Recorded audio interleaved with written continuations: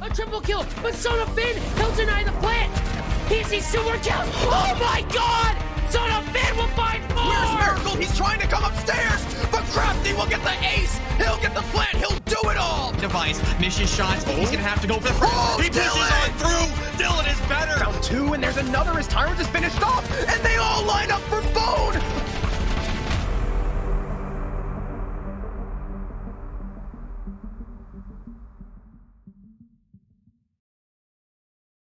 Ladies and gentlemen, welcome to SCS Season 5. We got a pretty exciting game that both me and Mr. I can never point. Mr. I can't find my pen, Harrison Crow Broder, Dude, are super excited for. it was a It's struggle. Aggro versus Team Neo. This game is a blessing, I hope. It's JJ Blast versus the underrated hopefuls of Team Aggro, the aggressive team that we've been seeing constantly hammering away at this aggressive playstyle. If Project Neo can't handle Aggro, can they handle TSM? That's what we're here to find out. Yeah, because, you know, similarly to Aggro, TSM are a pretty damn aggressive team. And Neo tend to actually kind of struggle against those, whether it be in T3 or, you know, tomorrow, T1, which I'm sure they're going to need, you know, all the help they can get. Yeah, this should be a pretty good game. I'm definitely looking forward to this game. As you can see, Project Neo and Aggro are 2nd and 3rd, respectively, in Group B, only behind Honor. However, if Project Neo just takes one map in regulation, they will finish Week 2 in 1st place, above every other Challenger League team in the group, and above Aggro, and above Synthetic. Aggro, on the other hand, are also within striking distance of Honor. If they take a map not in overtime, they'll be tied for first, and in fact, have a better round differential. And because Aggro and Honor have not played, there is no head-to-head, so it will go to round differential. So if we see a 1-1 today, we could see Project Neo and Aggro both jumping up to 1-2. Yeah, this is going to be a really important game for both of these teams, and we've got quite a season ahead of us. Obviously, there's a lot to go through in terms of group stages. So let's walk you through it. We are pretty far in, surprisingly, even though it just feels like it just started. We're basically halfway to the playoffs, as next week is week 3. Day 1, 2, and 3 have dawned upon us. We are now in day 3, and we are approaching our final game. Once all these group stage weeks are completed, we'll be moving on to our playoffs. And as you can see in the bottom of your screen, the reason why Crow says that Neo only need to tie is in a BO2 situation. So they basically just need to be taking one map off of Aggro, and they will receive a point for their, or they will receive 3 points for their struggles. The entirety of your score is based off of how you perform in maps. So if Project Neo win 2 maps, they get 6 points. If they win a map in OT and then win a map later, they get 5 points. If they lose all maps, they only get, they get nothing. So Exactly. Let's walk through who's on Neo and who's on Aggro and why we are so excited to cast both of these teams. So on the side of Aggro, we have the familiar roster. No changes. There was almost a drop, but luckily he came back. So we have Silent, Eddie, Ashen, Asian, and Kix. The 2 players who have stood up above the rest have so far been Asian and Ashen, or that's what I would normally say. But if you guys remember from the synthetic game, Silent Ends, Princess Silent, as he was known in-game, was just destroying everyone on synthetic at every turn and was the driving force behind Aggro's ability to 7-0 synthetic on Villa. On the other hand, we have Project Neo, X24, Spiker, Oni, JJ Blastful, and Adapt. These guys have been around the comp scene for a long-ass time. JJ and X24 in particular have been teaming together since last year, towards the middle of last year. As you can see, X24, the name I had just mentioned, one of the highest rated players in the lobby, Silent just eking out above him, and Oni being a very new pickup, picking him up right before the season started, Rated being dropped from the roster. JJ and Rated had actually teamed together since I started casting, like 2 years ago. Something like that. A year and a half. Yeah, they So- was it Polar Ace like red? Oh, dude, I don't even remember how long they've been together. I know that's where Rated was. But yeah, Rated's gone, and Oni's the reason that Neo's actually here. And what a punch in the face to Exile specifically. Yeah. If Neo wins today. Michael sucks. Boo, Michael. Well, I didn't say that. Yeah, well, we're all thinking it. But you can see the ratings so far on both sides are relatively, well, not exactly even, because Silent and Eddie are kind of standing ahead above Spiker and the rest. But when you go down to like the lowest rated players, Adapt and Kix, these 2 teams should stack up fairly well against each other. Again, Neo tend to kind of struggle against those hyper aggressive teams. So that's going to be a big question mark going into this match. And as you can see, we're actually pretty divided this week. A lot of people say Neo. Max says Aggro. It's a little curious. And you and me, as well as our cohorts of Jonah and Carter, we're itching for a tie. I'm staying off of this. I don't know. I both of these teams are like counter opposites of each other. Yeah, I don't know what should happen today. JJ and Spiker both DM'd me on Twitter.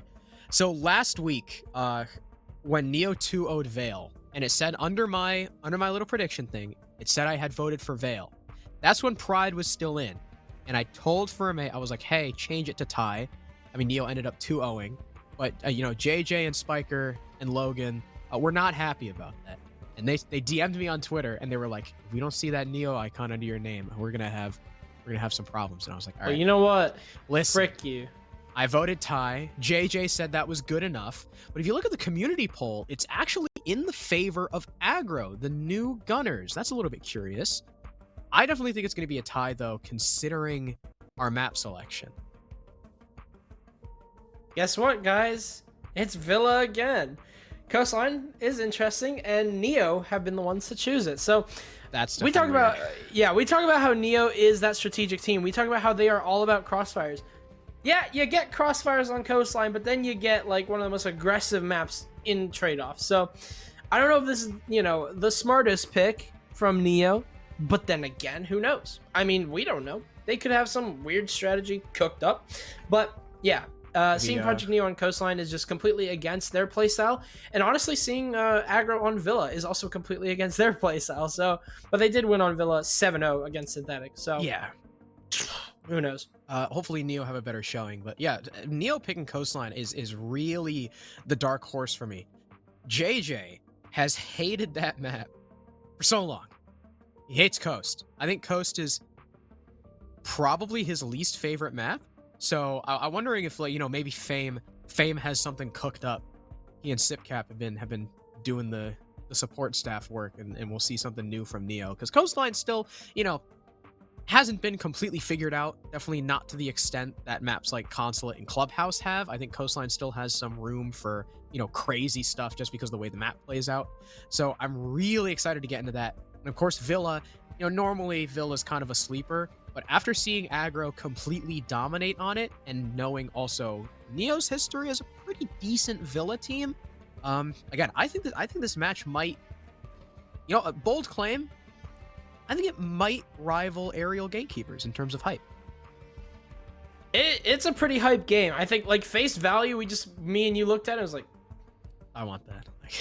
well, we were in the Jazz court, and both of us were just like, that's it. That's the one. Yeah. But yeah, it's going to be quite a game. It's completely different teams, both with different, mindsets, completely different logics, and just clashing head to head. Aggro's aggressive run and gun Xbox playstyle versus Project Neo's stick to the book kind of let's do what we can sort of strategy. It's really exciting, and obviously there's so much hate behind Neo, and I love it because I like casting the storyline teams, and I like writing storylines, but it's gonna be really exciting to see just how aggressive Aggro are gonna get, and just how passive Neo's gonna get. Again, going on Coastline, it's really weird. What's even weirder, Aggro chose defense.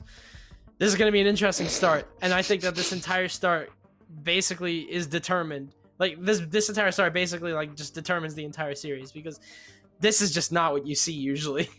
Yeah, Aggro picking defense is a little bit odd. I will say, though, Neo...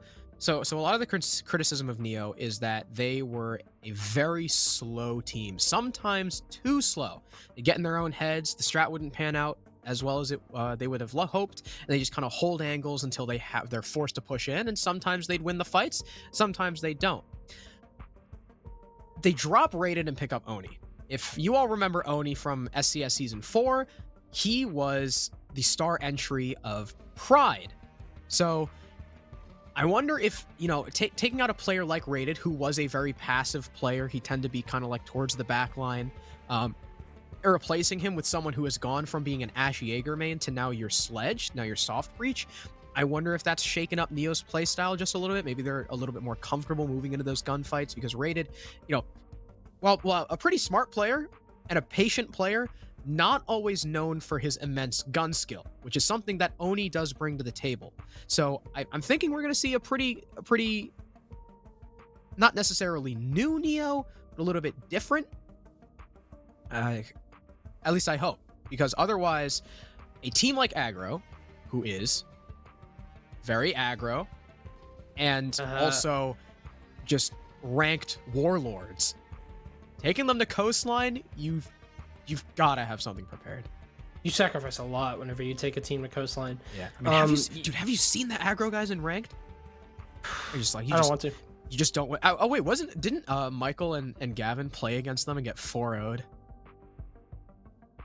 Gavin needs to stick to Apex. Dude, Yep. Oh my god, me and Gavin, oh my god, we have the best combo of operators ever. I'll tell you about it later, but yeah. Aggro, Neo. Here's the thing. Whenever we go to Coastline, I get a lot of headaches. So I don't know how this game's going to go. I don't know how many Tylenols I'm going to have to pop, and I also don't know who's going to win. This is like the most unexpected start I think we'll ever have on a map ever. with a team deciding to go defense on Coastline and a team that doesn't play Coastline deciding to go Coastline.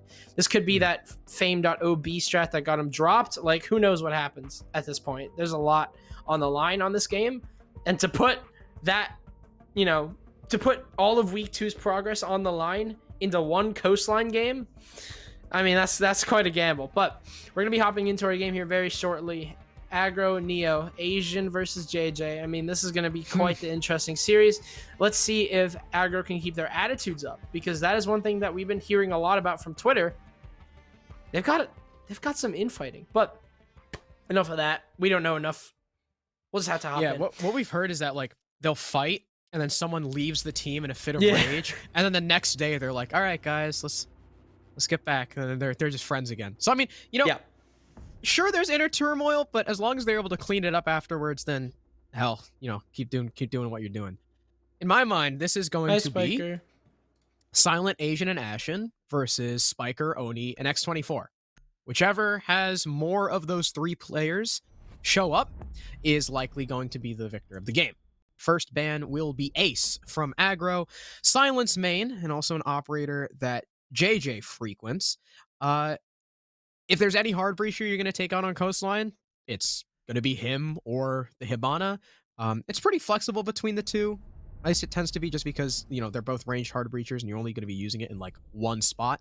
Nomad, however, from Project Neo, the more passive team, taking away the flank watch operator, facilitating maybe a higher frequency of runouts, a little bit more aggressive play. But as I say that, when banning a Nomad on a map like Coastline or Cafe or Consulate, you just do not want to leave Valkyrie up. You leave way too much and flexibility probably Chalet as well.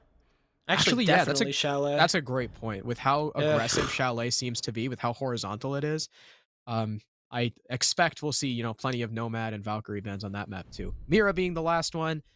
I mean, it's Mira. What else? What else is there to say? We love Mira being completely unbalanced. I still like that Twitter guy, the Twitter video guy, who did the Mins or something like that. Z-Min or something. Yeah, who changed. Shout out to her. She's been doing like a bunch of like of these concepts, and like they're all pretty decent. We love it. What did she do to the mirror window again? It became like a camera feed, I think it's actually instead. I think that's what. Yeah, I think that's what actually is happening. That'd be sick. Shout out to Tara, who said my skin is looking good. It's just not, and I just caught that, and I don't know how I just caught that now. But thank you. I love you. Shout out to we Tara. love Tara. Lissa's we love in chat Tara. Too. Shout out to Lissa. We love Lissa. Both in chat. Lissa, can you send me like a G Pro, like super light? She does something for Logitech. I could use that. Okay. Our stream is sponsored by. Wait, actually, are we still sponsored by headsets? HyperX? We are still sponsored by HyperX. Okay, Yeah. I wanted to make sure that I wanted to make sure I didn't want to just say their name. Send I him didn't a want to just HyperX. say Wait, what is the HyperX mouse? Pulsefire? Pulsefire. Yeah. Use discount code CROW for. No, just kidding. Yeah? Man, I wish I was. I don't want to do it. Imagine. I want a headset now. Send me a headset for me. Alright, anyway. I guess I could put one on, but it's I don't know if it works. Anyway, we're gonna be going for I was gonna say a standard hookah defense or a standard kitchen defense, but it seems like they're gonna be doing a bit of a the JJ Blast red dot. Seems like we're gonna be doing a little bit of an extension. As you can see, the courtyard walls are open to look in to peer into Blue Bar. Now that isn't too much of an extension. This is usually what happens in a typical defense on kitchen, is that you get a little bit of extending into lobby or into they've got themselves quite an extension. They've lost one as Adapt has made his way into Blue Bar against the holes that are literally made to hold Blue Bar, and got a freebie onto Silent. Silent, none the wiser, and Aggro are going to have to rotate all the way down over from lobby to fill the gaps that Neo just opened wide open here for themselves. You know, we completely forgot about the most important implication of this match. This is Asian Red Dot versus JJ Red Dot. Oh my god. Both of the Red Dot Supreme users. You can see JJ's using it on Capitao. Asian's got it on the Jaeger. I really hope they get into a lot of gunfights and we can call them bad. Alrighty, the Frost off the board. Frost is a, you know, very good operator. She's got the secondary shotgun. She's got the shield that I believe someone is playing behind over in. Nope, I thought I saw a shield in kegs, but it's just the smoke shield here. Maybe her shield is like upstairs or something. There's also frost mats placed around the map. Oh no, it's inside the service entrance. There's two actually right under the kitchen window. If Oni jumps in, well, to put it lightly, he's screwed. In comes the push, though. Kick's able to take out Adapt swiftly. JJ there with the frag. He's going to try and plant on top of the sinks. Ashen looking for the trade from above, but he can't find it. X24 takes out Asian, and Oni, falling victim to that frost trap, goes down. JJ hops off the sinks and takes out the last anchor. It's just Ashen, off-site, in a 1 versus 2. Full site control for the attackers. JJ's going to try getting that plant down again. Unfortunately, no lion scans left for X24, but they're up against a Vigil. Not that it would matter anyway, but it's now a post plant. And they've planted, instead of kitchen, over towards service, the harder site to retake. JJ's going to dip all the way outside, but look at this. This is nearly unwinnable for the Vigil, as JJ still has all of his utility, but it doesn't even matter. He tries to run out Lambo, and X24 drops him. Neo, very good round number 1. Stunning performance from them. A lot of aggression from Adapt, who was just untouched that entire round, really. I mean, the fact that he was able to get inside a blue bar is really concerning, to be completely honest. That's a little bit of a weak link there from Aggro. And it's not like that they didn't have any, you know, means to hold that. They had the holes over from lobby. They had a player, well, who was very oblivious, but a player inside, I guess, like outside sunrise door. Back turned to blue bar because obviously who the heck would expect anyone to be there? Stuff like that. But yeah, Neo are taking full advantage of the fact that they have Lion up as well. As you can see, X24 or Logan playing that Lion. And honestly, on a map like this, it can be a real game changer because there's a lot of control that you need to play this map. And being able to have a team that is so aggressive just lay stagnant for a few seconds, you know, besides Ashen, who counters Line. But other than that, it's a good counter measure to, you know, Aggro, who are going to play these aggressive outside holds. You ever play Vigil? No. And just forget that you're immune to lion scans? No. Dude, that happens to me sometimes. It's like being Warden and forgetting that you're immune to flashes and looking away. I don't think a single Warden player has actually used his gadget ever. Dude, people play Warden for the C4/shield and an MPX with a 1.5. Can't forget the SMG-12. Shout out to Hourly. Or the pistol with the scope. Yeah. Shout out to Hourly. Yes, sir. The duo. The Warden Holden Attic. The MF. Oh, no. We don't talk about that. That's almost as bad as... I can't say it unless we're on Oregon. I won't say it. Stu's World.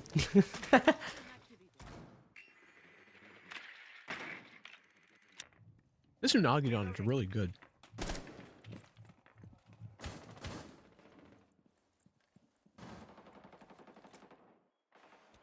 I just got really distracted by another Terra tweet. I can't wait until Jazz and Kura are casting in PL and I'm in adult diapers crying and pooping myself in the nursing home.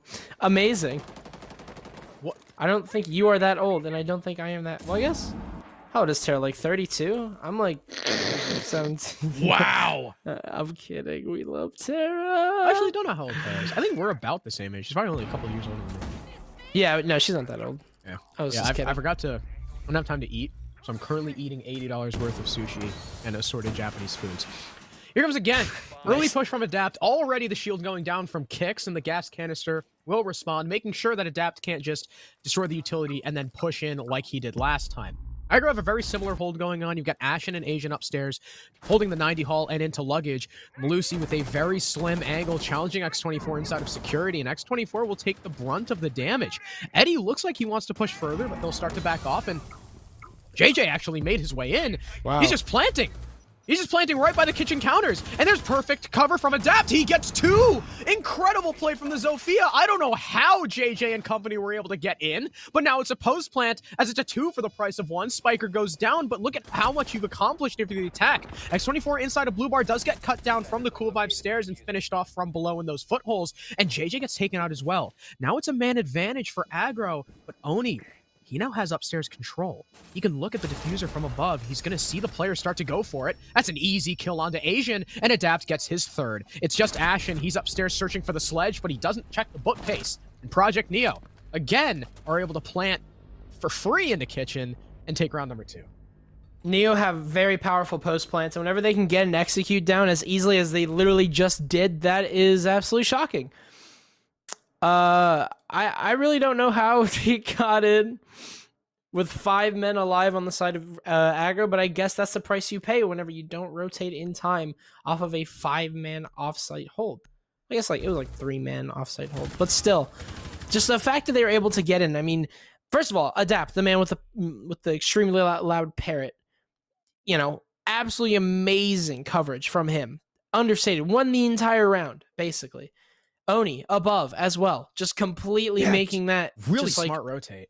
Yeah, that is one thing Neo, we talk about how they're a very passive, very strategic team. That is one thing that sets them apart from many other T3 teams, is that they've got excellent coverage, excellent post plants, excellent refrags, excellent takes, excellent retakes.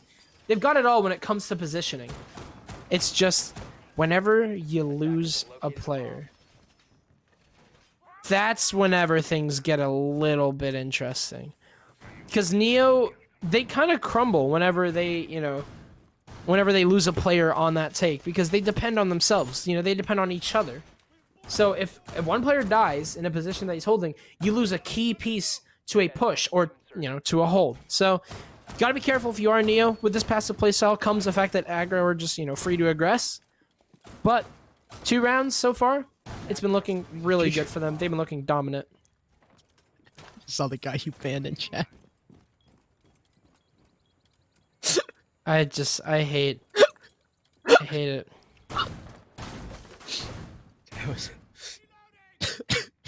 I almost dropped my chopsticks. That is the most stereotypical thing you've ever said. Out of the 2 years that I've known you. Asian just got collapsed upon. Well, great Goodbye. entry from Neo. Who got that kill? Adapt? Adapt got that kill. Let's go Adapt. 5-1.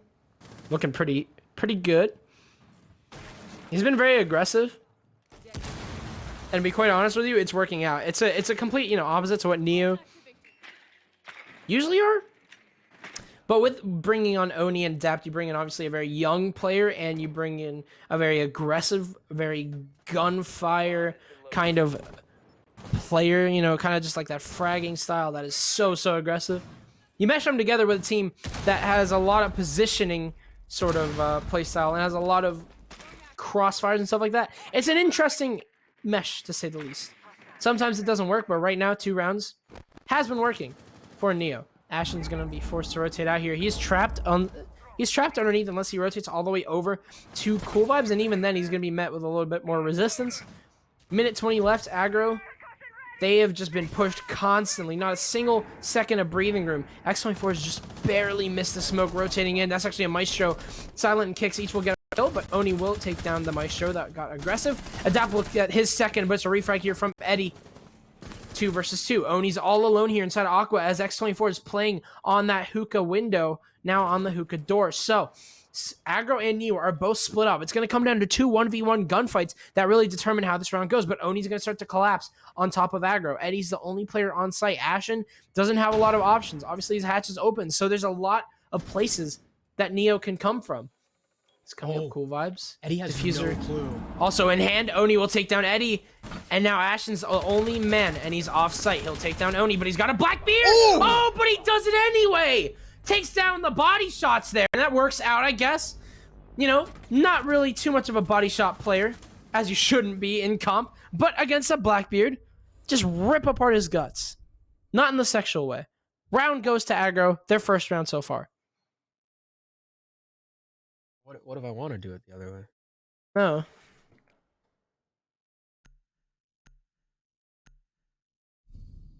Man. Isn't Blackbeard's name like Chad or something? I want to find out. It's like some like stereotypical. Craig. Yeah, it was some stereotypical like jock name. Craig. Craig. Never I mind. hate Blackbeard even more now. Yeah, I don't want to. I don't want to mess up his guts anymore. Okay. But yeah, Craig Jensen. that round started off really well for Neo. Really, right. That pinch onto the Jaeger. Oh Amazing. yeah, Fantastic. Entry of the site. a great though. show of just Neo in general. Trying to move in through the VIP hall. Getting cut down through the smoke by the Maestro. It was 2 kills for Aggro before Neo was able to get one back. Now, even out into 2v2, but Oni and X24 are very separated. X24 is stuck inside of Hookah, or stuck on the Hookah bow. Oni has to rotate all the way around. Now, Eddie has no clue. Catch Eddie off guard. But Vigil, you know, being Vigil, able to avoid any intel gathering. Neo weren't doing any, clearly. But he would have been able to avoid any intel gathering had Neo attempted it. And they just had no clue he was downstairs. Flank up cool vibes. Oni turns his back, not expecting it. And X24 loses this fight because Blackbeard's gun sucks a lot. Now we've got a little bit of an interesting change. Back to the Frost from Silent, and JJ is going to decide to play Callie. However, Callie does not have a red dot, so maybe just see if that negatively impacts his ability to frag with her. No, it really doesn't. Deputy Blast. How I mean, he is has no Spiker red dot, I alive? guess, but how is Ashen alive? Asian takes down one. First frag going on into Adapt, a very powerful player, obviously. HP on Ashen. I'm really surprised he got out of that alive. That is like, he should not be alive right now. He was down to inside a lobby. Somehow managed to crawl someone over into, I don't think he was painting. He was like kind of like in the middle, like outside security door, and just got rezzed. And he's still there inside of security. I don't know how we managed that, but the dip is coming in hot inside of luggage. Clearing Not out. Johnny. I hope that this isn't him face checking. I think he's face checking with the diffuser, which is kind of unlucky, but he can kind of sum up basically where everything is, if everything is clear, and top floor is completely clear. But Aggro still have that outside hold. You can see only 2 players currently sit on site, with Ashen and Silent sitting inside or near main lobby. So Aggro did this last time, and what happened was they just simply got planted on. So we'll have to see if Neo are going to decide to just go for this plant and see if they can get the post plant in their favor. Oni will spot one, but he can't finish him off. The angle's a little bit too weird, and Silent will rotate out of beer. Completely safe for now. Actually, I think those kicks. Yeah. The smoke player of all players is not who should be dying right now. First E1D is going to go off, giving them basically intel that they already had. Spiker's going to go down in the process, however. So it's going to be a 5 versus 3 until Spiker gets picked up. Second gas grenade coming on out. Shots being fired, and right now Neo are stagnant, looking for options as Aggro are slowly starting to collapse back onto the site, as Neo are going to be forced to go for a roam clear. There's really no options that Neo have at this point. They're going to have to make something happen really quickly. Blast will down Eddie through the smoke. Really good stuff from him, but he has a diffuser, and that gas is still there. It's going to linger until, I believe, 7 seconds. What? Oni, a beautiful frag onto Ashen. It's going to be a series of kills that leaves leaves Oni all alone upstairs with no options left. Much better round there from Aggro. You want to take a wild guess as to why? Why? They didn't have 3 people upstairs. They consolidated their defense, put it more, close to home. Didn't spread out nearly as far. I mean, maybe, lobby, but, lobby, you just walk like 10 steps and you're in bathroom. Didn't have 3 people upstairs, so there was no one for Neo to clear, or no one for Neo to avoid. They do have the top floor free, so, they can do sledge stuff and work their way down, but the vertical play didn't really come in handy until, 30 seconds left when Oni got 1 kill through the floor, but that was it. Nothing else really happened there from Neo. Like you said, they were pretty stagnant after losing Adapt. There was just no headway made in like that entire 2 minutes that they spent clearing upstairs. So good job to Aggro for, you know, adjusting and being like, hey, they're getting free plants off. Let's put people back on site so they can't do that. Now Project Neo are going to make an adjustment of their own. Aggro will be forced onto their third site for the first time this map, and we have X24 off the Lion onto the Dokkaebi. Basically the exact same operator, except with one actually less charge. Yeah, that is true. Why do people play Doke? I don't know. She's not. It's I mean, I better- guess she Doke brings is like. better against an intel heavy defense. See, yeah, that's what I'm saying. But here's the thing, Doke, I feel They're like is not one of an those intel-heavy theoretic. No, well, not only that, but I just wait. Yeah, they literally banned Valkyrie. No What? Echo. What? No Echo, no Maestro, no bulletproofs. Ah, well, one bulletproof. But yeah. So I'm wondering, like the reason why Dokkaebi might be good is because you read her on paper and it's like, wow, yeah, good operator. Ashen, you're you're leaning the wrong way. I hate that. I hate that so much. Well, actually, I guess it's a pixel, so it doesn't matter where you lean. Because either way, it's just going to be your head showing up. But yeah, the thing about Doke is that she's very on paper good operator, but also doesn't bring a lot. Wow, she has, you know, frag grenades. That's probably her best asset. She can call anyone on the map. They can hang up the call within like 2 seconds. Wow, you can hack cameras. That's only if you get a kill. And it doesn't matter if there's no Valkyrie. There's only like 1 bulletproof being brought. That's the only extra intel that Aggro actually have. So Project Neo aren't going into this with a lot of utility on their hands except for the grenades. That I can understand. Bringing 4 grenades on Coastline, great. Spiker going to open up here onto Ashen. That's going to be the first frag of this entire round, and it's a pretty important one as well. Ashen has been that lurking player that is able to make solid plays time and time again. So taking him down very early on, it's going to ease your track really early. Also taking off Vigil, so can't avoid the drones. Neo do love droning, except in the round we just saw where JJ was basically saying, hey guys, if I die, it's not clear. This time, they're using their drones a lot more efficiently. Oni will take a fight through the floor with Silent. They both trade damage, and Silent eats a sniper rifle shot to the face and is finished off from above by Oni. In the meantime, Ajin will get the first kill for his team, and the Dokkaebi goes down. Kix just swings cool vibes, and Spiker gets clapped. Adapt with a refrag onto Asian, as JJ is just getting the plant down in the meantime, and it was pretty much for free. Adapt still lording over the angle through the bar and into the double door. Nades going out from Oni to stall at any presence on cool vibes. Eddie gets a jump out kill, but Adaptus still has adequate cover on that bar. It's just Eddie. 1 HP. He's got a fight against Adapt by the bomb chassis, and Oni above. This is nearly an unwinnable situation. He'll try and go up cool on the sledge, but Oni, as if right on cue, just dips because there was a drone on cool vibes to call that out. 17 seconds. He's got 10 seconds to find each of these kills, and they're just both outside. He's going to just try and go for it. He has to stick it at this point. He has got no choice. And he'll just lift off to save the KD. He'll get 1 kill, but quickly refragged. I can't believe he killed Oni, but luckily for Neo, it doesn't matter. Adapt cleans it up, and Neo retake their lead. Been a very back and forth game so far. Aggro are definitely losing out these rounds in these post plants. Everything comes down to if Neo can plant at this point. I'm wondering if that's going to be a common trend, and obviously that is definitely what Neo are working towards. A lot of teams work towards, oh, we got to get that roam clear. We got to get as many kills as possible and then go for the execute. Neo just see optimal conditions. Maybe not the best, but they see some conditions that are optimal for them, and they're like, you know what? Let's just plant, stormy weather or not. It's really interesting. It is. It's an old play style. It's one that we don't see all the time. But okay. That's like a saw track. Is it? It is a Saw trap. There's also dude. I love Saw movies. Don't get me started on Saw movies.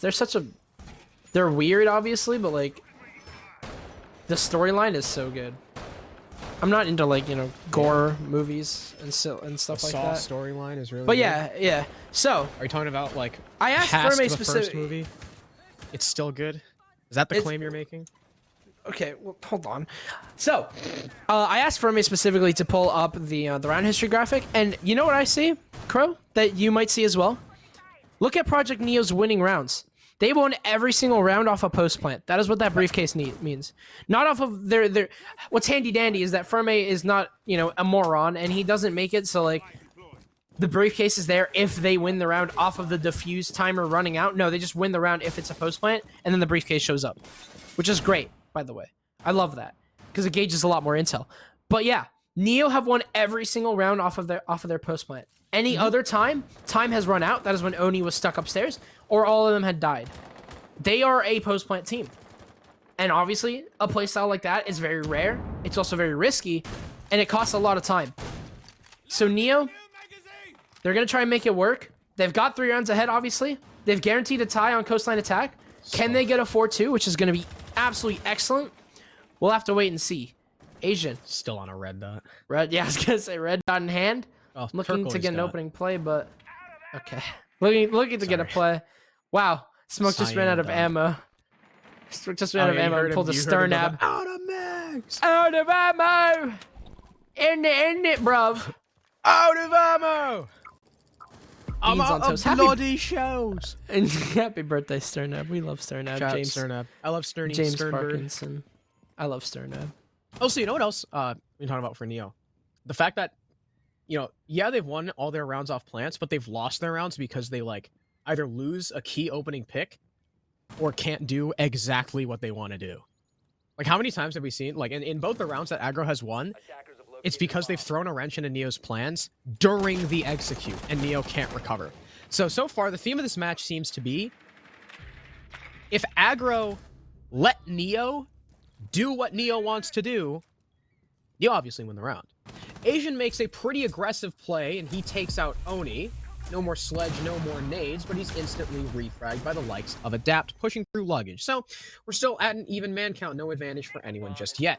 Eddie will position himself below, though. He's playing for the C4 into Aqua. It goes up by the blue bar, and it blows Adapt sky high. But right before that, X24 was able to get an important pick onto Ashen, and knocking the other C4 off the board. So you have no more of that indirect plant denial, at least not the explosive kind. You've only got 1 gas canister in the pocket of Kicks to stop the deputy himself from putting down that case. He and X24 are situated over towards Aqua. They're trying to get that default plant spot behind the A-bomb chassis. Kicks, of course, looking to stop it. He can glitch the smoke through the wall.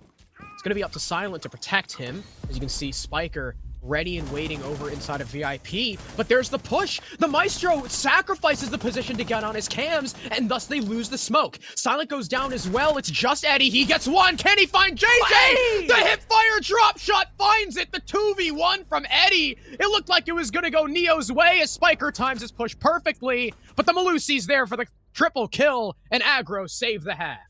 That's Eddie for you, the clutch player of Aggro, and it's going to be enough to send Aggro into the tie. A really good scoreline for them, considering that they were on the defensive half.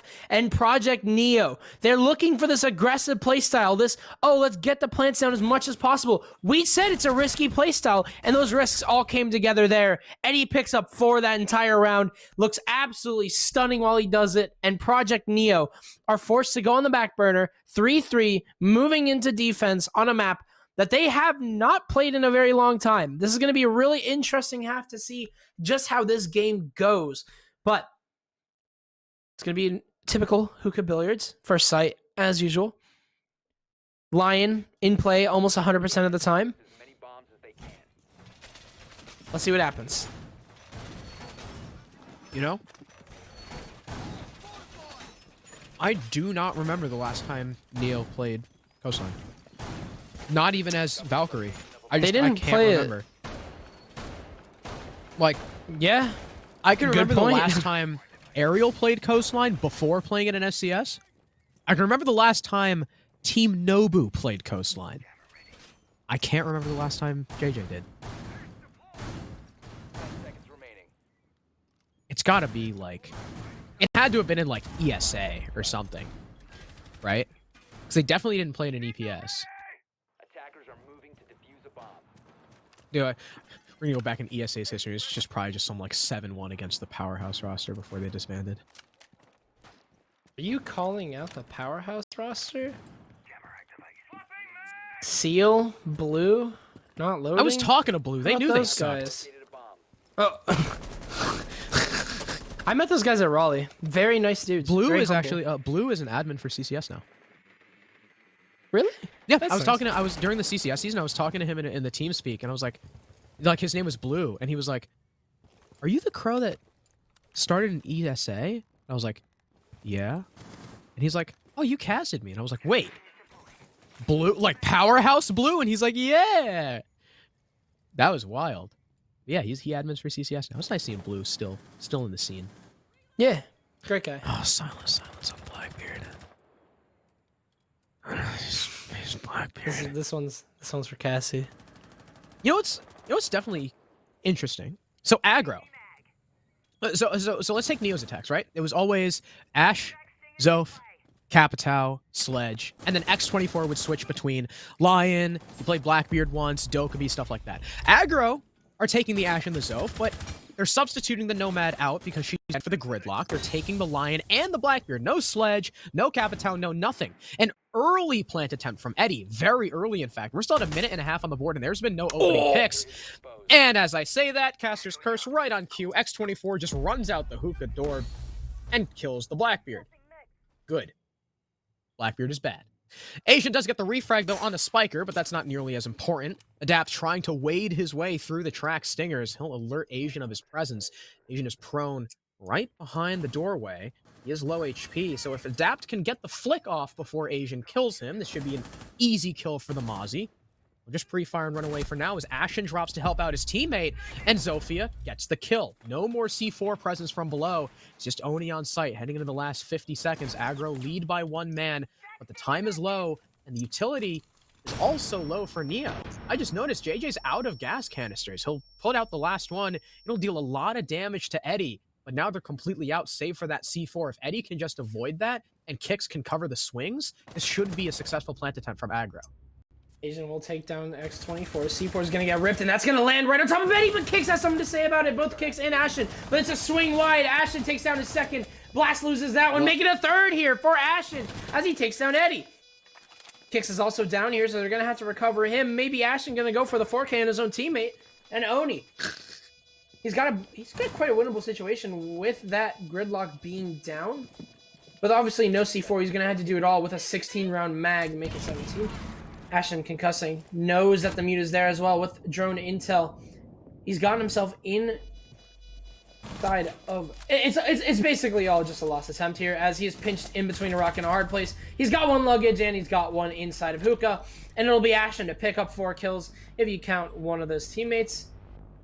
Round number 7, all for them. I was going to talk about those smoke grenades, and you're absolutely right. They were spent so early on. Now, the reason being is we saw a bunch of fake plants come out from the Lion. I believe that was Eddie. So, and he was just constantly faking. I think he faked the first plant at 1 minute 35, half of the round gone, and he burnt smokes so early on. Because honestly, what else was JJ going to do? Just kind of let the plant happen? Like, he can't let the plant happen. He didn't have a lot of options besides, like, have one of his teammates swing, which obviously you don't want to endanger your teammates' lives. Maybe go underneath, but no one was under. Well, so he just had to use the smokes. Someone was under, but they died. They did die. That is why I said they were under. But yeah.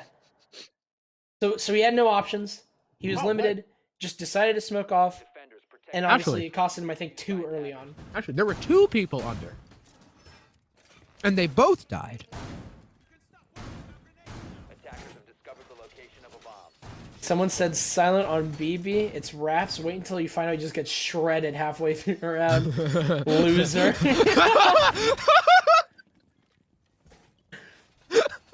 That fool gone. Like Swiss cheese. He's out of here. That was really satisfying.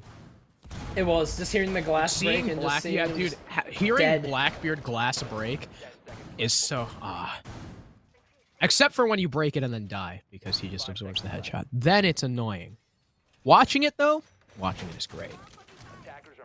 Yeah. If only Blackbeard could be unborn. Craig. There's like, you know how people always say like if they went back in time, like they'd stop World War II or like they'd go back and like teach people like irrigation early on or stuff like that.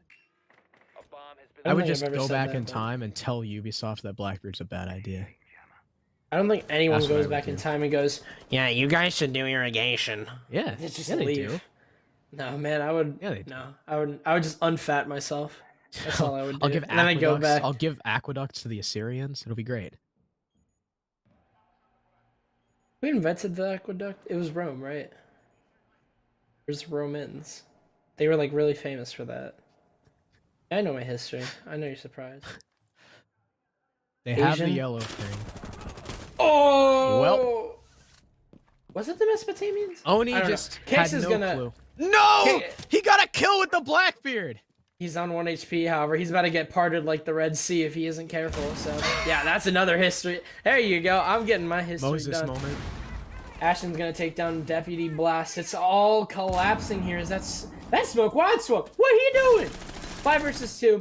Adapt and Spiker are the last 2 remaining, and they are all off site. So Aggro at any point in this round could just walk in. I say that, but look at Spiker. He's got a position of a lifetime, but it's gonna be a 5 versus 1. And it's going to be a flawless, as Ashton, I think, won that. And JJ's is absolutely having none of that. He's going to call attack time out because that was I think Ashton that was wallbanged quite JJ. that was. Did He he? didn't even. Yeah, he didn't know where. That's why he said what in chat. He didn't know where JJ Oh, was when no. he killed him. So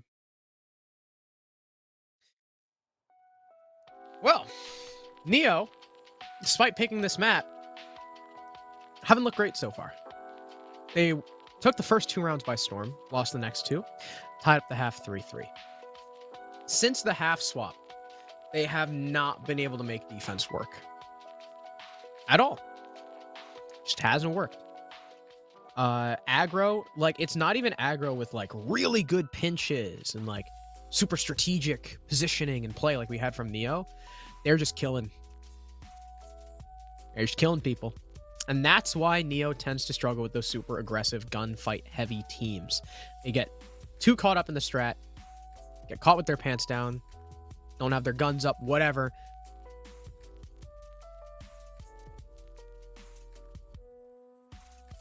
Yeah, I mean, we've been talking about this. It's like their positioning is so dependent on each other that basically the entire round can change if they get opening fragged.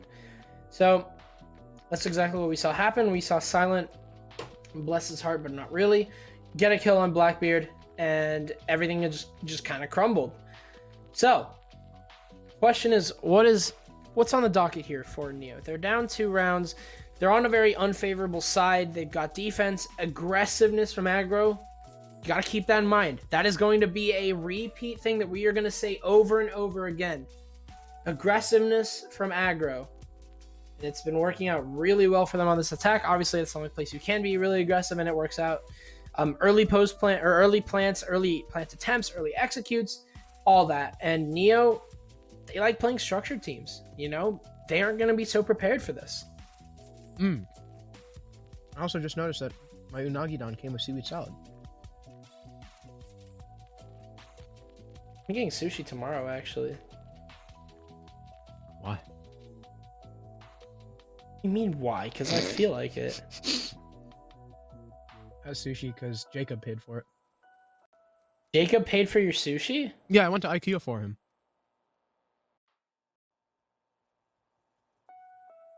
What goes on in the HC group chat that I'm unaware of? Do you guys have like some underground like? No, he wanted to get like parts for a desk, but they were unavailable everywhere except for the New Haven, Connecticut IKEA. So I went over to go look. They were out of stock, but he still bought me lunch for my effort because it was like 35 minutes away. And you made him pay $80. No, he only paid 40. Oh, you paid half? Fair enough. I was like, he told me that he gave me $40, and he was like, all right, what are you gonna get? And I was like, I'm gonna get sushi. And then I was like, you know what? Wouldn't it be cool if I also paid $40 and got more sushi? So you gained nothing except for your net gain was $0 and sushi. Yeah. So your entire net gain is sushi. That's how life ought to be. Truly incredible. 5 seconds left. Well, my net gain is sushi and happiness. That is true. Sushi is so good. I want to clip this and I'm going to send it to her later. Goddess, sushi's so good, man. You're just missing out. You're stupid. Frick you. Dumb opinions. Horrible Doesn't take. Goddess eat sour cream like by itself? F tier. Ew, my mom does that. Blast is almost going to get caught off guard in a really bad I gotta position. have a talk with your mom. What That the was hell? about to be... We're missing... But you know what's worse? Look at Deputy Blast. The Dep's HP isn't so good right now. I would say eating sour cream like it's yogurt is worse. I know. I didn't do it. Talk to my mom. I will. I'll have a stern Then- talking to with her. Talk to Shada. She has a really interesting name. Shada. Almost sounds like you're saying shut up. Well, I would never say that to my mom. What's wrong with you? Oh, I say that to my mom all the time. I hate you, man. I have You're a a very horrible dude, influence. despite having an Asian parent or an Asian parent, my parents are really flexible. Like, they let me start swearing as much as I wanted by the time I was like 15. Oh, geez, it was great. But when I turned 18, they were like, "Yeah, do whatever. Just let us know where you are." I got ramen at 4 a.m. when I was 18, and they were cool with it. I'm supposed to be able to drive, but My life is great. Intense- JJ's finally dead because Blackbeard is on Ruins silent. Come on, man. I like you. I'm trying to vouch for you, and you're playing Blackbeard on Ruins. He's gonna get the opening pick on a JJ. That's gonna allow the plant to go down. He'll get another pick from Ruins as Ashen covering finds the second one. Oni trying to come in from below has no clue Asian is waiting for him. And that leaves Spiker all alone trying to flank up White. He gets one kill on the kicks, but now they know exactly where he is. They'll spend an impact to get rid of those track stingers and just continue pushing through luggage. But there's someone on his right, and he gets impacted by the Zofia he trades with. Ashen with a little bit of BM there. But it was funny. Oh my god. So Aggro have now taken 4 rounds in a row. And they're on that point. You gotta ask yourself, was the tack timeout worth it? Was it worth it? Because I don't think so. We are on match point. And it's quite an interesting scenario here for the Depp and his crew. What is this? I know this is like where I'm supposed to fill in when Crow's just being a Sorry. moron and I have to I don't know what it babysit him. was. But It's crab. Sorry. Sorry. I got really distracted. I'm sorry. You can continue. Okay. I'm sorry. I'm really hungry. I didn't get to eat, man. Roommate told me that we were gonna start at 8:20, and then while I was getting sushi, he's like, "I lied. We're gonna start early at 8:10." Just show up. Adapt is on course. Do you think the tack timeout was used for that? Well, we talked about Neo and the circumstances that they're in. They need. Together, he's Don't do Adorix. I absolutely adore Rick's that operator selection. I adore Adapt in general, to be fair. You know, Adapt is adorixable. Yeah. I'm literally making like the _dash face that we used to make like in 2013 or like 12 or 11. People still do that. Well, like You mean if I- neutral face emoji? Yeah, I'm literally doing that in real life. I don't think you understand. I'm like back in 2011. Roblox. I'm making the shit-eating grin emoji. I forgot that's what we call. I need to make that the emote. I need to make it so it's like the exact same emote as like the normal emoji, but I just call it shit-eating grin. Like. I know. Oh, there's also the Carter hates it. Carter said, like when you should check the HC group chat. Carter said something really just read it. It's so funny. I will after. Or that's like Carter hates it when I do that. Hey, guess what? Adam, guess what? What? Are we gonna say something dumb? You are, aren't you? Is he saying anything? Hello? Crow? Are you alive? I think Crow's... Alright, Crow's gone. 5 versus 5. Got a very interesting... Well, not very interesting. Wow, Spiker's run out and taken down Silent. Blackbeard's gone. We love it. Let's go. Thank God. I hate Blackbeard. He is the bane of my existence, and I'm very happy that he's now departed. Kix does get the refrag, though, and that's your Smoke dead. Smoke for Blackbeard? If I'm the attackers, I probably take that trade, though Kix does get punished for a hit and is now finished off by the C4 of Spiker. I almost said Oni. Neo now have the man advantage as Oni goes down. What am I, a mind reader? I can tell the future. Holy crap, I'm like clairvoyant. Adapt's still upstairs, though, as the Oryx. He's looking for this pick on the Lion, and he'll shut down any sort of white presence. But Ashen and Asian, down on the site, the duo entry will find those anchors. It's just Adapt. He's got a retake, and Ashen should have a relatively safe plant spot. A retake up into Hookah, shoot the drones. They likely know he's going to be coming down cool vibes, especially as he shoots those track stingers. He doesn't have time to deny the plant, though, so thus it will be a 1v2 post. He does see the Zofia by the bomb chassis, lands some of his shots. Doesn't know that she's dropped down by the shield, though. Adapt now extremely let up. He's actually taking that fight with the Bailiff. Surprising, to be sure. And that allows Ashen to slip out. Asian, the player I had just mentioned, will finish things off. Well, we talked about how Project Neo needed that... You know, they needed that map in order to gain ahead on Honor. They didn't get it. They're that means, still. Until the second map is played, at least, Aggro are in first place. That is true because they are, I think, are they tied with... They're tied for points. Tied for points with Honor. They're tied with Synthetic. But they're tied with Synthetic. No, Synthetics... No, Honor's in first. I thought Aggro were tied with Synthetic. Well, they are right now. But they just took 3 points. Oh, but so now they're tied with Honor. So now they're tied with Honor. And because they haven't played with Honor yet, there's no head-to-head, so we go to round differential, and Aggro have a better... I think Aggro are now at plus 13? Because I think they were at plus 7 before, or plus 9. So maybe they're plus 11. I don't know. Either way, they have a better round differential. They have more than a plus 4 that Honor have, because they literally... They had like a plus 9 last I saw. All I know is that Honor had a plus 4, and because Aggro had a round differential higher than 0 and just gained plus 4, no matter what, they're above Honor. Great map from Aggro. I really thought Neo were going to have some really cool stuff cooked up for this map going on the Coastline.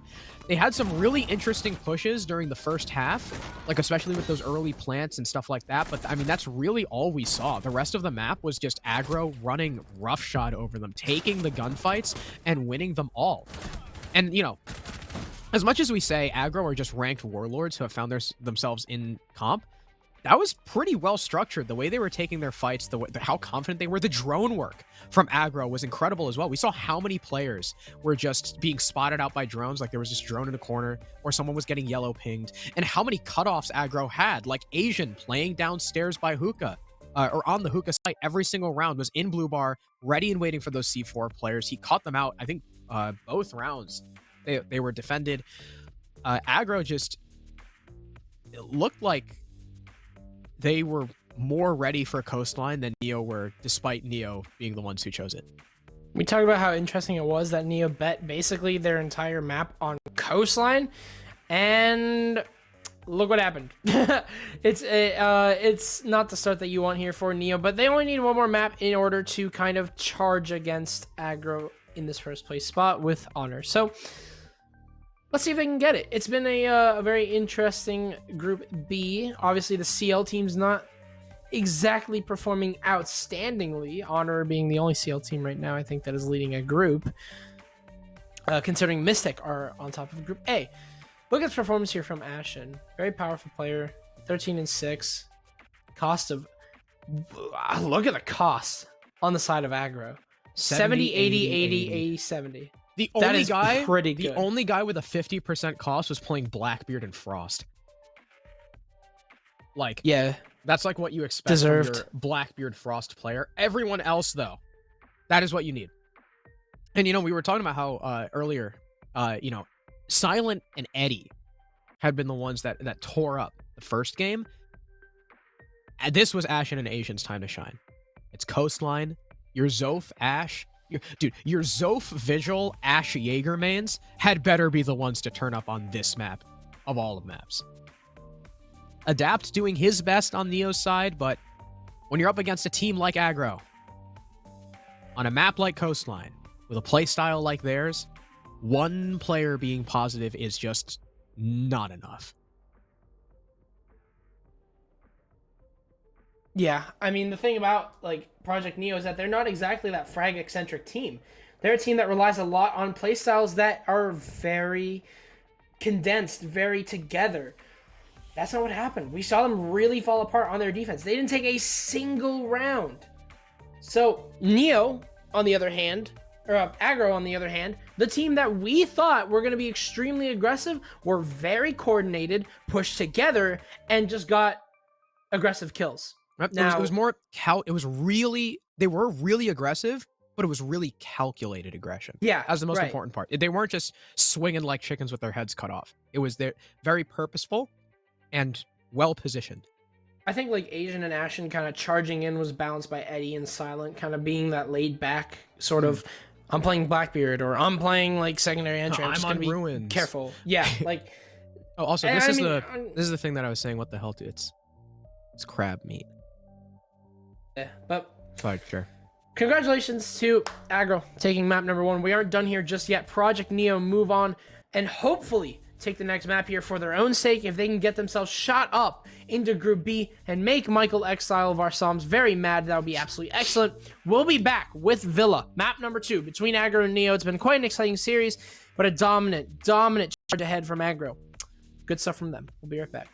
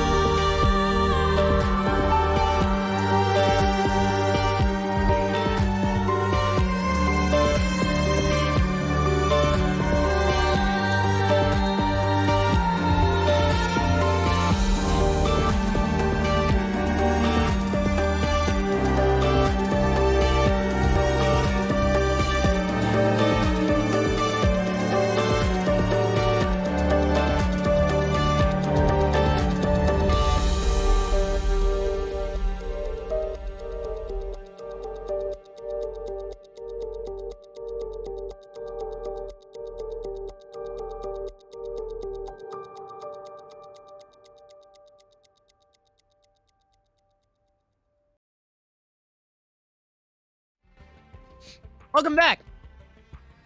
Map 2. If you missed Map 1, well, sucks to suck, because it was a pretty good game from Aggro in particular. Neo started off strong, but once they switched to that defensive side, what a lot of people consider to be the less advantageous side of the map, Aggro just ran all over them. It was a 7-3, pretty dominant map from them. And that's worrying, considering that map was Neo's pick. Now we move on to Aggro's pick of Villa, where just last week, they 7-0 swept Synthetic, a team that a lot of people thought we were going to be coming out strong. Yeah, I mean, we thought that whenever they go on a Coastline, there's going to be a lot of confidence from them. They were going to be like just storming ahead. It's an off map pick for them. Aggro started out in defense, and well, to say the least, Neo dropped every single defensive round and lost 7-3.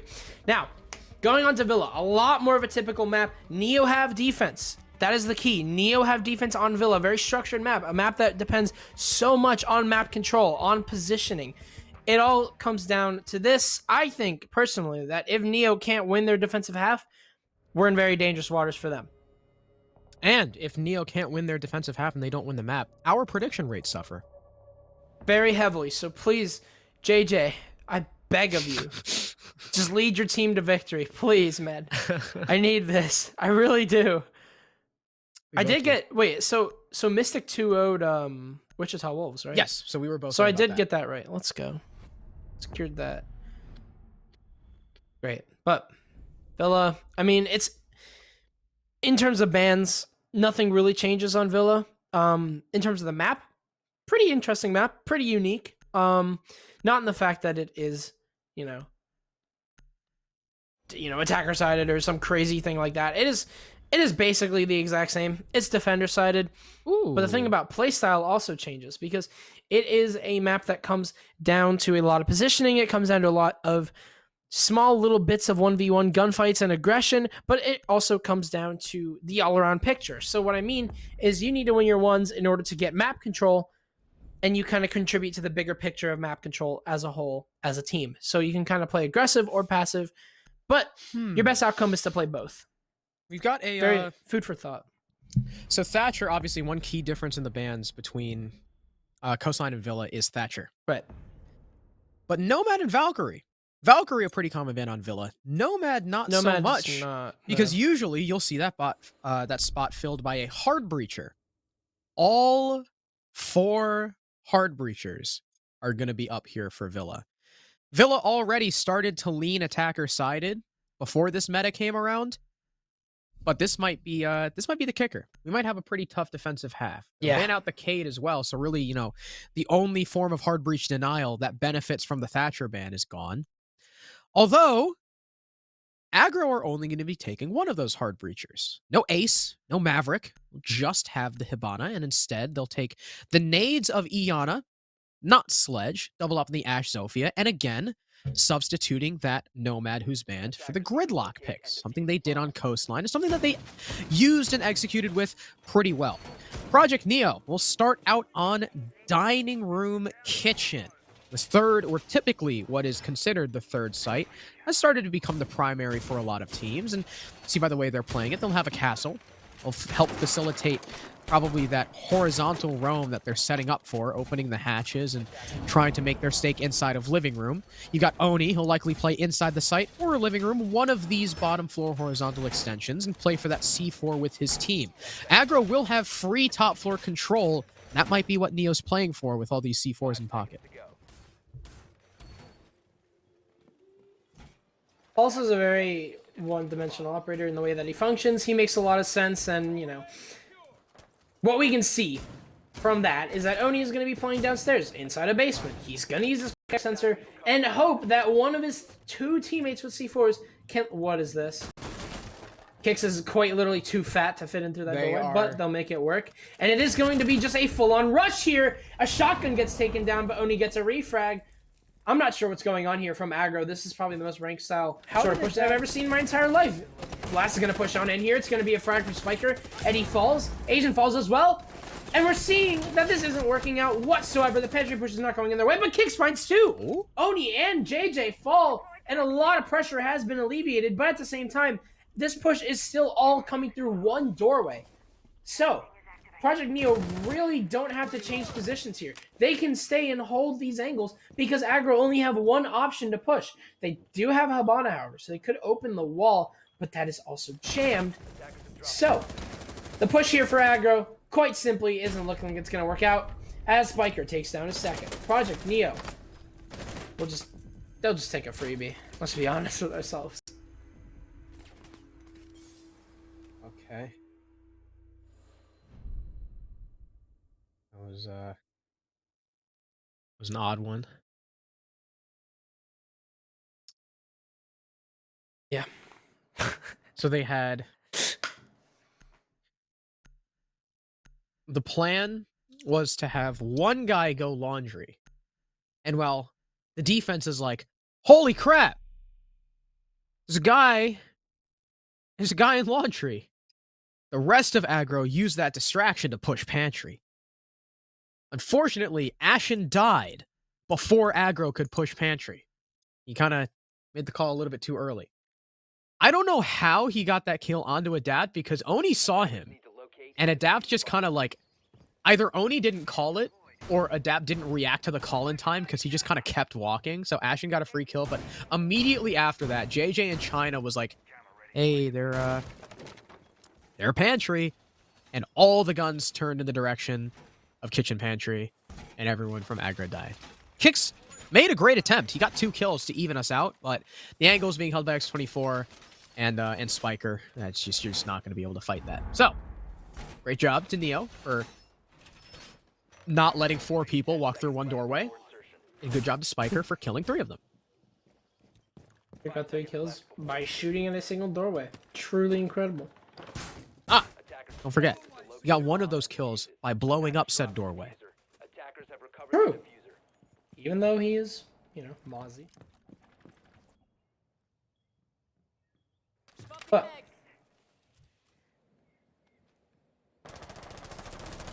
That'd be really funny if that worked, though. I think I would be pissed. Really? Honestly, because it's I'd be like laughing so hard. Anyway, Aggro, living up to their name. Oh my, Ty Seeing just as hit, it didn't work. Dude, Ty just hit Jonah with a Sea of Thieves. Oh no! In what? In no. HC? Somewhere. Where? I gotta know. Yeah, Anyway. it was really. It's pretty funny. Aggro's gonna take the first opening pick. That's gonna be Ashen for his. Oni is looking for a refrag, however. He's swinging Boar, but with only 17 bullets, he can't make one count. JJ, oh god, please don't. It's gonna be another swing from an SMG-11. Ashen will eat his words. 3-3. This has been a very interesting start to Villa, to say the least. Eddie has unfortunately missed out X24, who is inside a zombie door. If he just swings wide, he'll get a freebie, and that is going to be X24 going down here to the Yana. 3 versus 2. JJ and Adapt are the last players remaining here. Both holding one site each, trying to stop the floodgates. But Silent Eddie and Kicks, they've got their push going here, but Adapt is going to put a wrench in the side of their plans as he takes down Eddie. 2 versus 2. These rounds have been getting extremely aggressive, and they've obviously only been coming down to gunfights. As not a lot of utility has been used. Adapt still has the C4s remaining. JJ still has 2 smokes, and we have just seen the first ever use of hard breach this entire game. Well, unfortunately, it wasn't wholly successful either, thanks to a jammer stopping 2 of those X-Kairos pellets. That's a little bit of an awkward hole as well. They're not going to be able to move through that. Sonic can only use them as wayward angles. As he passes them by the hole, though, once and twice, he takes a lot of damage from Adapt, but quickly deals it back. Both teams now just about even the HP department. Kick's trying to come through. He's got a deployable shield to vault over if he wants to challenge JJ, and that'll be quite the loud sound cue to alert the shotgun player. Meanwhile, Adapt is just busy holding off this player and Master. Silent does get the kill, though, as the Mozzie gets a little bit too aggressive. JJ gonna try and rotate away. He sees the Hibana for a second, but doesn't fire. Swings onto the gridlock. Down goes Kicks. He's got this shield to play with, but he doesn't know the Hibana's moving up. Oh! But as he spots the arm, JJ repositions and fells the 1 HP Silent. Great stuff from JJ. They don't let the round slip away. Neo take one back. He's gonna let him know as well. After that GN. Sheesh. Amazing. JJ. He is probably the loudest member of Project Neo. He's one of the loudest besides members the of Depth T3. Parrots. That is true. And he's going to make it count. A beautiful clutch from him. And all of a sudden, Neo are going to start to swing this game in their favor. I say all of a sudden, but we actually saw what looked like a legitimate round from Team Aggro. They actually looked like they had a good setup going for them. They had, they had a good push, stuff like that. But what happened? They just kind of crumbled. They got swung by JJ Blast and died. But yeah, the first legitimate round that we saw from Aggro completely crumbling under their fingers. They're going to lose yet another round as Neo continue to stack up these rounds. Aggro, they're playing very risky. They need to not make these mistakes. So far, we have had a 3K from Spiker in round 1 and a 3K from JJ in round 2.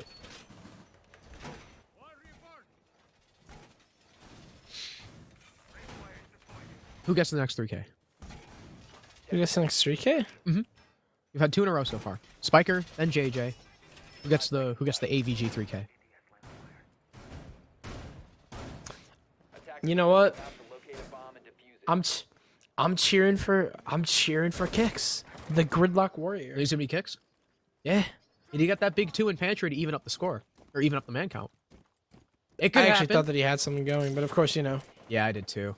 He had to back off. They were stuck in pantry, so like if he had kept like if he had more ammo and like kept moving through, he could have probably like made a stay there. But he had to back off, so he just lost the control that he gained. So the positioning was just not great. See if Kix is able to get that 3K as Adam has predicted. X24 looking to say something about it, and he is going to get swung and demolished on that window. Not only is the that your power of gridlock Caster's dead, curse is one you shouldn't underestimate. yeah. Not only is that your gridlock dead, but look at where Aggro are positioned. That's Case down on Master Balk. Well, thank God Eddie is somehow just lurking around that area to so happen to pick that up. X24 is going to be met with a really, really rough surprise if he decides to swing his prone holes, as there's an upside down repelling gremlin on that balcony. But even man count, Aggro are going to start to make this two-way push work, as Eddie has, I believe, recovered the diffuser, or will recover the diffuser. Asian is also pushing off of the hologram. I actually don't know what the hologram is called. I know the alibi one is called Gemini. Gemini, thank you. So, Neo. They've only got one player offsite, and that is Spiker, playing inside a 90. Perhaps one of the most important players of this entire round. If he can rotate away with his life, it'll be a 4 versus 4. But if he plays his life, you risk either him dying or you risk... How is Adapt all the way over in stuff? I don't know how he got here, but he's going to try and make the best of it. Still got that upside down repelling of what is now Eddie, who has rotated away. Aggro have gotten a two-way push work. C4 is going to pop, but Eddie has got off of his drone at the right time. And it's going to be a free kill for him. 4 versus 3. So a 2-man advantage. Or sorry, 1-man advantage, as 2 men on Neo have fallen. Ashen is avoiding picking up that case. Said it'll be Asian with it. He's going to try and go for the default plant behind the vault door. JJ, of course, aware of this. Out goes the smoke canister, but no! It goes wide! Wow. It doesn't touch AJ. He'll have to double up, but at that point, the Ash has already gotten away. He's gotten the plant down. Sure, he gets finished off, but the work is done. X24 has also gone down. JJ takes damage, so the Hibana knows exactly where he is under that wall. Ashen on the flank takes out Eddie. Sorry, Ashen on the flank takes out Spiker. Eddie gets taken out by JJ. And unfortunately, he cannot flick onto the repel player. It was close. But Silent finishes him off. Aggro will finally take their first round on Villa. Unfortunately for Neo, JJ's smoke whiffs. I actually held my breath for a moment. I quite honestly thought that JJ was just about to send that man into send him to Africa in a box. Like that was about to be a swing and a half, but couldn't do it. Unlucky stuff from them. Be like the Madagascar boxes just on the ship with the holes. Wildlife Preserve, Africa. Kenya. Africa. Wait, was it Kenya? I don't remember. Well, it But was said, like, Kenya, a- but he went. The quote is "Wildlife Preserve Africa, Africa." That ain't gonna fly, you know, because And then penguins can't fly. Yeah. I actually just got that just as I said Are that you out loud. serious? Yeah. Oh my. Oh my god. The last time I watched Madagascar was a while ago, but That's a great movie. it is a great movie. Remember A when they cinematic were masterpiece. Remember when they were Christopher Nolan. landing, Who? landing the plane? That scene, and Oh, Skipper's like, just kiss the ground like you're kissing your sister. And I always thought that was a really weird line. Well, does that hold true to you? I don't have a sister. If you did, Probably wouldn't kiss her. 10 seconds remaining. all right. Weird bit. Moving on. 5 seconds left. You made it weird. What? You talked about kissing sisters, Bro, No, and then anyway, you were like, if anyway. you had a sister. Let's you? agree as the experienced casters that we are The sisterless chalk bastards this that we bit. are. To chalk this bit. We are experienced. I actually have more experience than you, but still, we are experienced. You're an only child. I'm 17 and I've casted Siege for 3 years. You've casted Siege I thought for you meant. 2. I thought you meant you've had more experience with having. I mean, a judging sister. by the amount of time I went out, So I was like, I thought we what are you said. talking about? We're both like, you're an only child, and I just have a brother. Sorry. Anyway, Asian I'm not is in doing the a shit-eating basement. grin. I can tell you that much. He's ratting out in the basement. JJ looks like he's might be aware of. Oh, yep, they know. They're staring at him. Oni's like, hey, idiots in the basement. Watch out, JJ. So JJ will watch out. At least, I hope he does.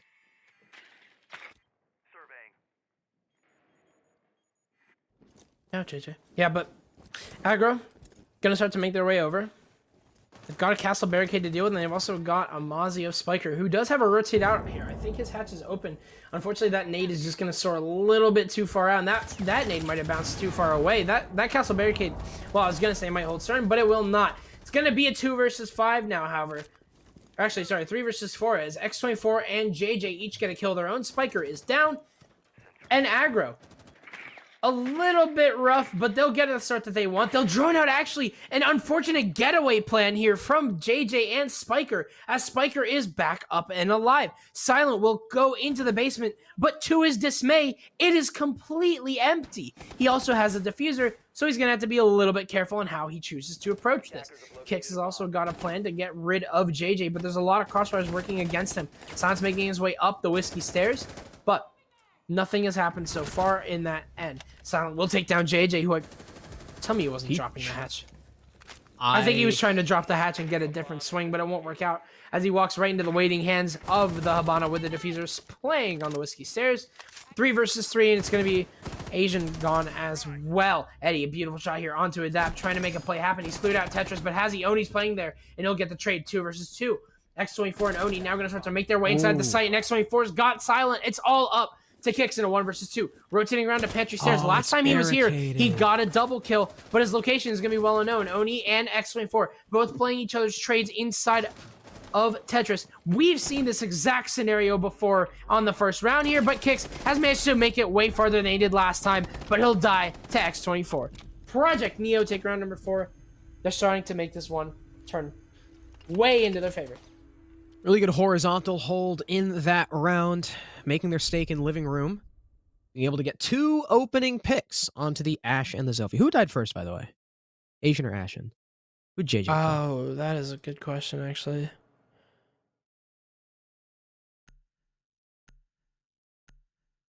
That is actually a really good question. Well, whoever it both was, they're they both both basically died the same roles.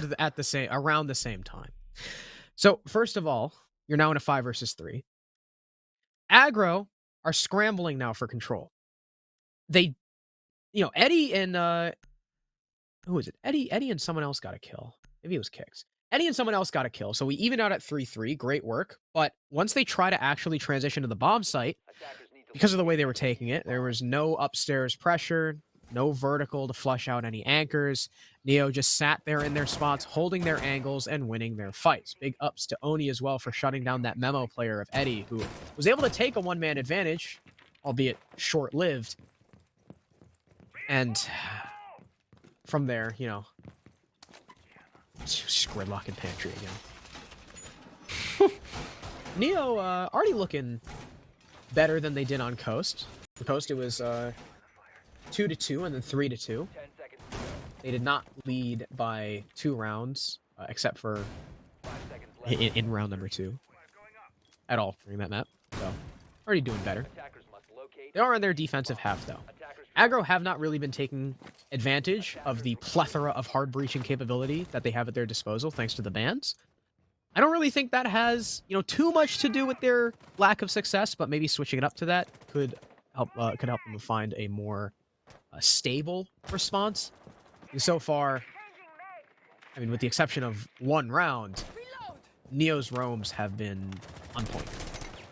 Yeah, that's one thing about Neo that we don't really expect from them is that, you know, as that sort of stable team that likes to get each other's refrags, they play some pretty good roams. They're not distant. That is one thing that we do expect from them, is that they play close to each other. We saw that JJ was able to immediately get up Spiker after going down all the way over in living room. So that shot sounded disgusting. I don't know what X24 just did, but it sounded gross. Silent will go down first here. The Habana has been punished and a hard breacher has been lost, and your only hard breacher, as a matter of fact, has been lost. Aggro off to a really rough start with Neo, especially. I mean, they need anything they can get here. 3-1 lead here from Project Neo. Aggro, they were struggling very early on, and they're going to start to basically see why that can hurt them in the long run. So with no hard breacher, Aggro are going to have to work around quite an aggressive strategy. Asian's already got himself into Lamp. Interesting to see what he does there. As Ashen finds a double kill. He's inside of the site, making 3. He'll just tack on another, trying to go for the drop shot. But Spiker's going to chase him down. Adapt will take down Ashen. C4 from underneath. It's right on, I think, Asian. I'm not sure it's too but late. It's going to be too far away. Eddie's also going to go for the plant. Aggro, they've retrieved the site in their hands. And Adapt and Spiker are just going to rush in, going for this post plant, trying to see if they can catch anyone rotating out. Kicks is going to swing and lose the fight. Adapt swinging wide. He's got a pistol in hand, however. And Asian's going to win that one. Spiker on the flank, however, he's got a 2 versus 1. They don't know where he is, but Asian's playing the perfect position. And it's going to be another round for Aggro. A very aggressive one. And Aggro take round number 5. That was a very slow round up until Ashen, who just walked in and killed 3. There's nothing else to say. It's just Ashen just walked in and killed 3 people, and Aggro took advantage of it. So Neo just had a lapse of coverage there, allowing him in, and the retake was unsuccessful, though close, down to a 1v2 post plant, whatever. It's back to AVG for Neo. They are unsuccessful on the site so far, 0 for 1. So hopefully their second go around, or for the sake of their half, is successful. Seeing a little shakeup though. Oni now on Bandit. Bandit is not an operator that we see all that much anymore. He's kind of definitely fallen a little bit by the wayside to his electrical brother of Cade, though he is sometimes used for bandit tricking and on club and stuff like that. He's sometimes used on Villa, but the main weakness is that all Aggro have to do is go downstairs and just shoot an Ash Charge or a Zoth, an Impact, and there you go. Get rid of the batteries because the entire floor is destructible. It's kind of like the same principle of why Mira is so easily countered on Villa. Maybe Oni's playing for the MP7 and the C4. Who knows? But otherwise, I don't expect those bandit batteries to be too influential just as utility. We've seen Mute basically take his place as the better, sort of denial, whatever Kaid's been, and yep. It's gonna be X24 going down, looking for an early. Wow. You can't be losing that. You simply cannot be losing that. That is unlucky there from Mr. Logan. X24 last name. Paul. Ball? I said Paul. Logan? I'm glad you had to say it out loud. Oni will take down Ashton, avenging his teammate. Again, that uncommon bandit, but one thing that is for certain is that bandit has a very strong SMG. Very accurate laser beam. But Aggro, they've been getting very aggressive. This time around, it's costing them one man. But it is a trade in the end. Neo are going to forfeit this Astro hold. As you can see, Adapt and JJ going to rotate around, and wow, JJ, he's been very proficient on the SMG-11 this entire game. He'll take down Silent, pushing up into main. Aggro just pushing by themselves right now. They're taking a bunch of 1v1 gunfights. I'm not sure if that's really beneficial to them. Ooh, that Malusi. The Banshee's going to completely rat out where the Ash is, and Spiker's going to pounce on this opportunity. Looking for Asian, he'll find it. The SMG-11 is just too much for him, and Oni will go down in the process. What? Asian's very low on HP, however. This should be a good gunfight from Spiker if he can find the angle, but no! Spiker just walks into a gunfight that he should have won, but Asian will take it away. Neo had such a good rotation out of their danger zone, but then they just pushed in. Aggro, they take the lead in man count in a round that they shouldn't have. Dude, if Neo lose this round, it might be on Spiker. There's no world in which he should have lost that fight. And JJ swings wide as smoke with 40 seconds left. He loses the fight to Kicks. That is not the play, JJ. It's just adapted a 1 versus 3, and he can't finish off the gridlock. Oh, no. Aggro take round number 6, the last round of the half. What should have been a Neo round has ended up as the equalizer. Aggro were able to tie up the half 3-3. That is a one that just should not have happened. Absolutely not. Well, Aggro, they look so lost. They had like a bunch of players just completely split apart from each other. It was a really aggressive amount of 1v1 gunfights being taken by this team, and then they just came together.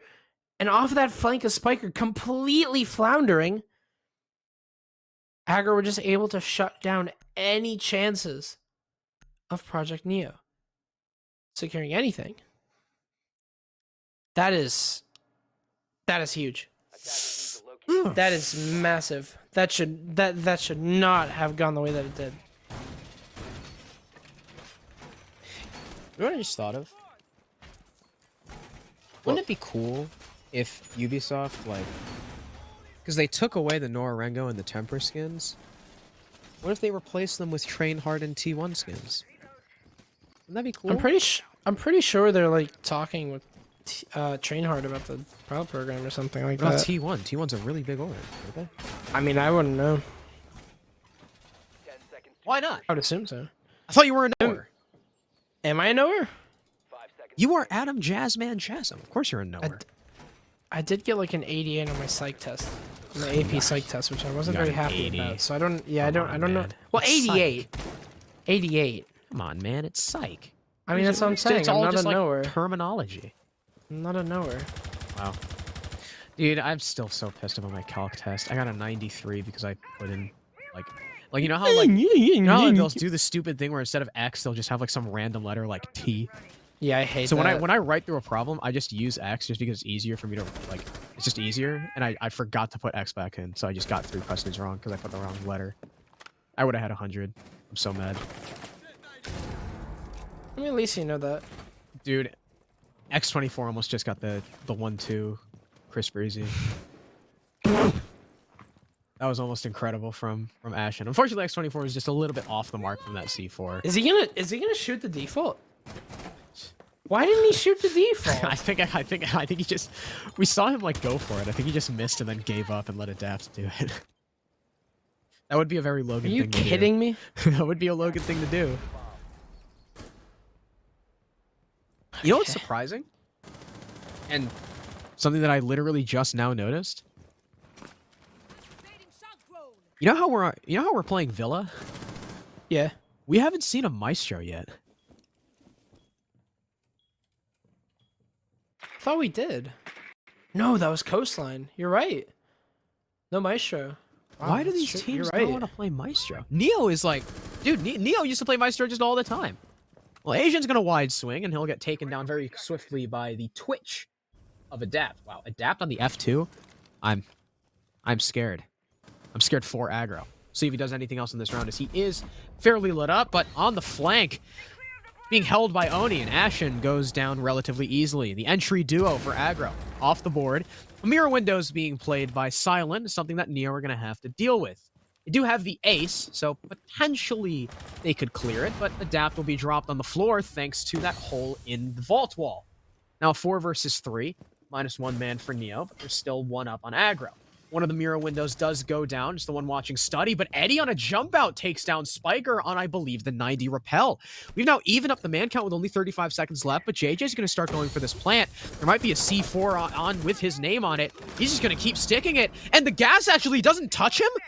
I thought he was sticking it through the gas canister, but it just wasn't touching him at all, I guess. We're now in a post plant.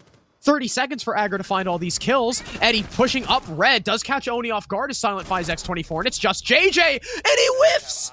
JJ, you knew he was coming. You gotta win those. Eddie with a 3K on the round, and the last 3 Aggro members clean up. They take the advantage, 4-3. Wow. And JJ is going to need a timeout after that one. Aggro have taken the lead. And we are looking at the possibility of a full-on Aggro 6 points to none. This will surely shoot Aggro up into the lead. That is pretty shocking. I'm really surprised that Aggro in general have just taken this lead. We were up 3-1 on Neo on the very early stages of the game. And what happened? Aggro just hammering away at Neo. The mental's chalked. You can see it. JJ needs a tack timeout here, I think, to talk to his team. Because, you know, should not have lost that. We saw that on Coast too. Neo were up 2-0. Exact same thing. And then 3-2. They dropped the last round of the half, and Aggro just bam, bam, bam, bam, bam. All through the second half, won every single round. Of course, we're on opposite sides now. Aggro win their attack flawlessly. Now they're starting off on their defense. Now, JJ was able to get the plant down. And we remember from back on Coastline, every round Neo planted, they won. They were wholly unsuccessful in this one because one guy named Eddie able to take out the player playing 90,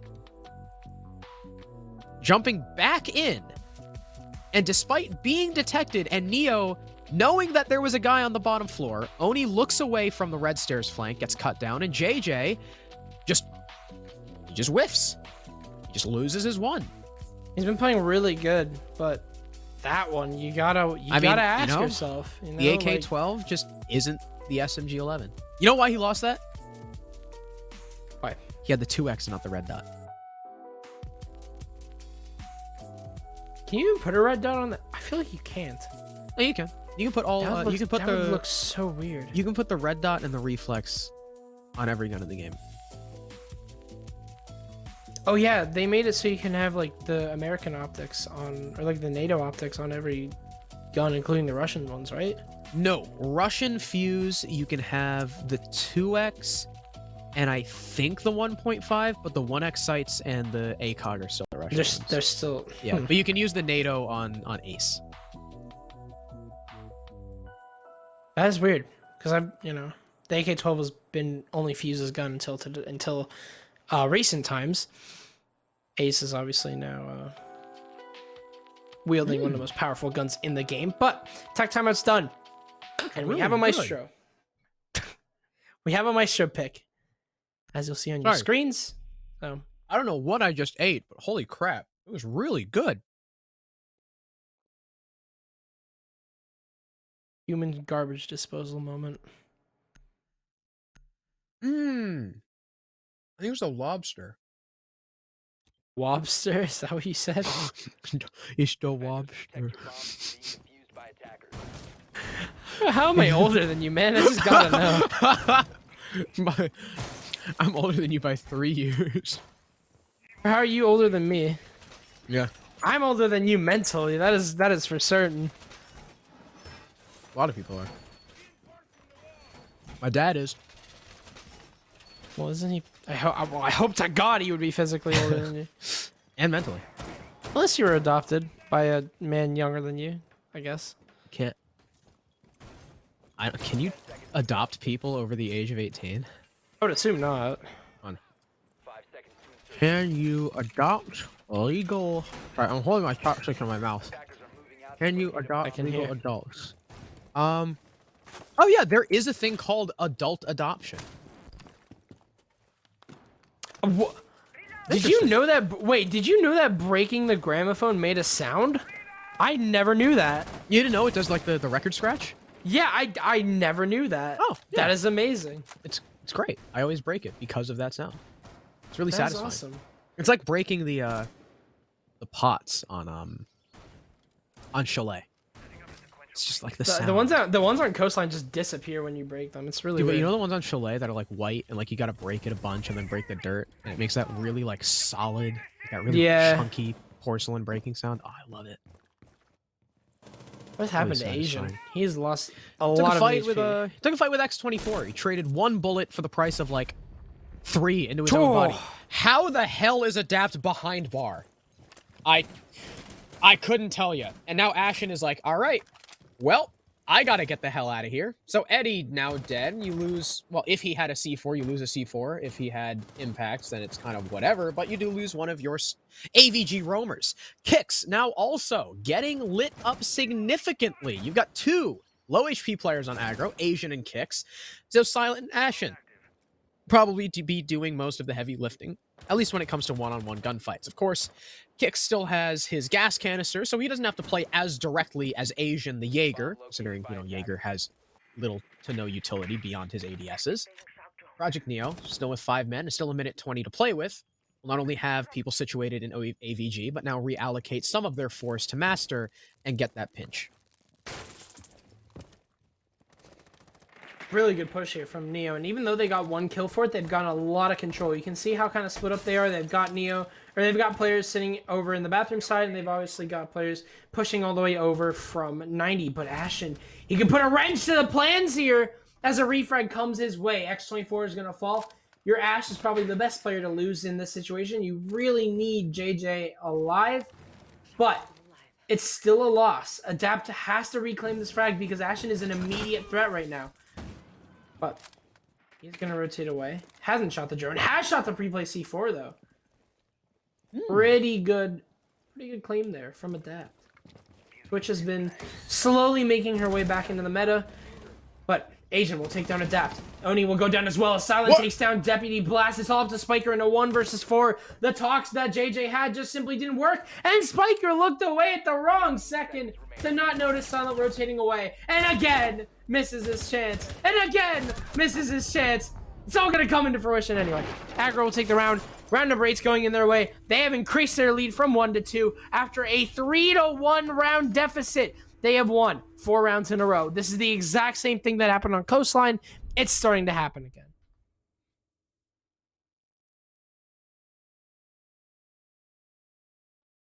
What? What happened?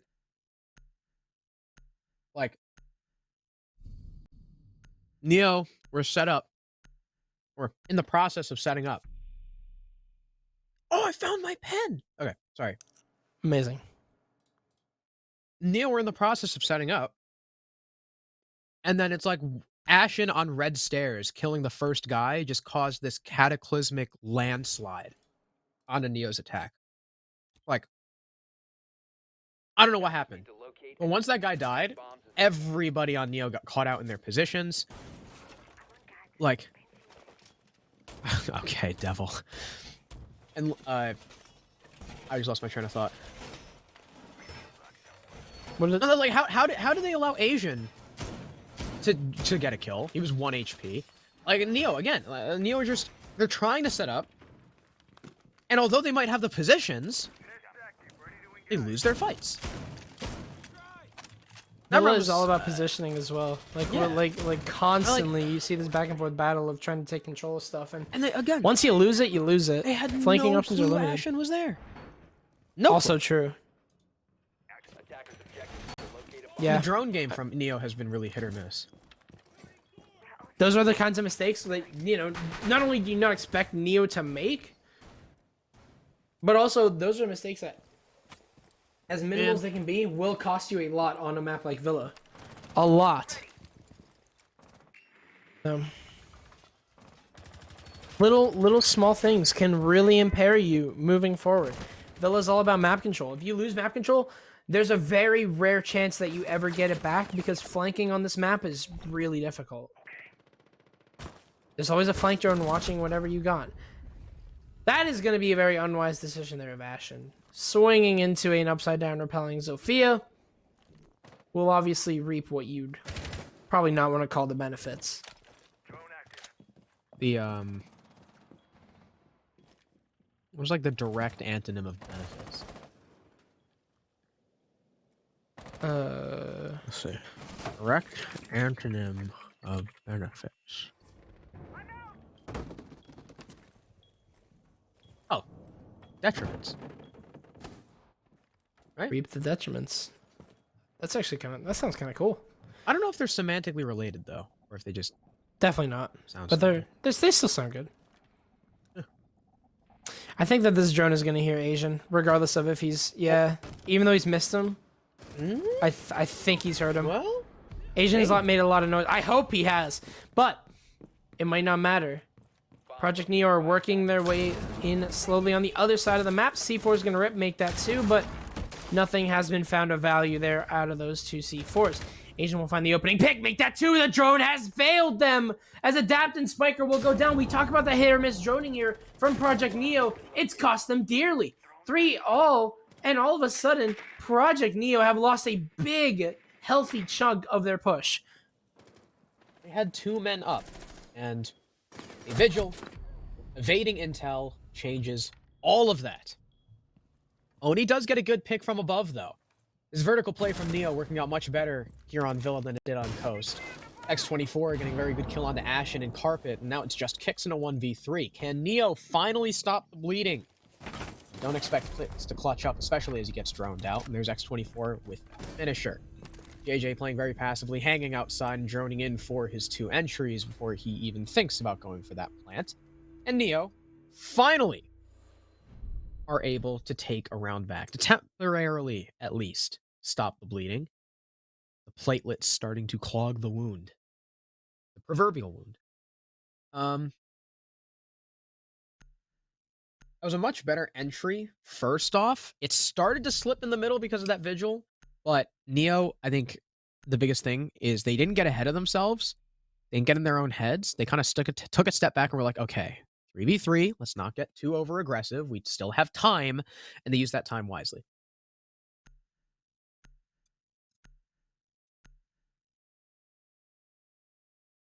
Really good of Neo to like you said, not only use their time wisely, but also use it to an effect which they can just get freebies. If Aggro played a little bit out of their own territory without knowing and realizing that Neo, while they got double flanked, still had up top control, really worked out for them. Someone in Twitch chat is named JJ Smells. That man is having a field day.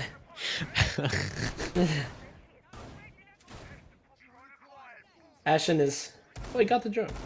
Good job. But... LFG Ashen. My fingers all feel really loose. Like, I feel like they're just gonna break if I do anything. Your fingers? Yeah.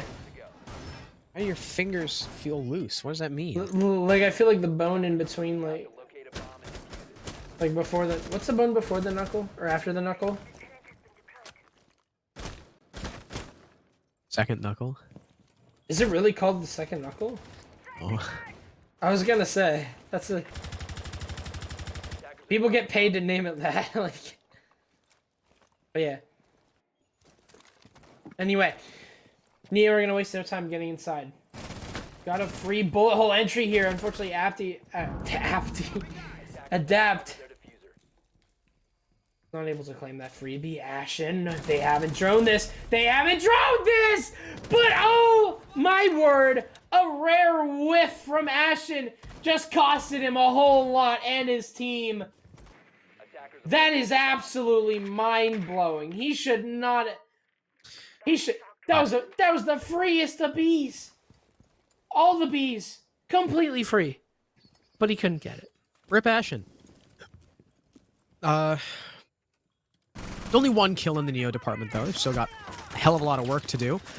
Nearly be able to find a second with that spam through the window, but Silent gets off pretty much with just a slap on the wrist. Project Neo now setting up inside of 90. Looking like maybe they want to open up the vault wall. There's nothing to stop them, so that'll be easy. Last time they did this, though, they unfortunately got killed from the angle they opened up, so hopefully they're a little bit more cautious about it this time. Aggro is still set up over towards the bar and all that good stuff anyway. I don't think Neo have any... No, okay, they do have JJ separated from the pack, so no, they aren't going to be opening up Vault Wall. They're leaving that closed. They're just focusing on that study pinch. Asian down below is holding a power position behind Risk. He can stop that default plant spot, and he's got holes in the floor by the Vault Wall. Not quite sure if Neo are aware of this. Eddie swings out, he catches Oni, but Adapt is there for the immediate refrag, so it's just a 1-for-1. Aggro still trailing by a man. His position downstairs from Asian, again, just to highlight it, can be potentially absolutely round-changing. If he can just catch one of those planters, that puts his team in a much better position, especially with a gas canister left and a C4 in the pocket of Silent. Here comes a Twitch drone to spot out some more intel. They find the smoke. They are aware of the holes below. They'll stun in, and Adapt will try and go for it. It looks like the hole isn't actually large enough to catch the vault door, but Adapt is getting damaged by the smoke, and he sticks it. Oh, no. It doesn't go down in time. Oh, no. Kix collects a free kill, and 7 seconds are bled thanks to that gas canister. Silent does go down from the angle being held by JJ, but Spiker is killed by Kix. Here's the flank from the Jaeger. Loses, actually, to the Ash, and he'll just try and continue that plant, but Kix is on a triple. X24 has no time, and the clock strikes 0. Kix going off with a 3K and saving that round for the defense.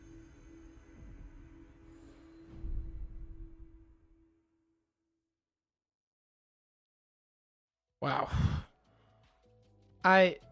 This has been a really rough match to see for Neo. So far, with the time that we've had, Neo have only improved their round count from Coastline by 1 round. They're gonna have to do more than that. Neo, their tactics haven't been working.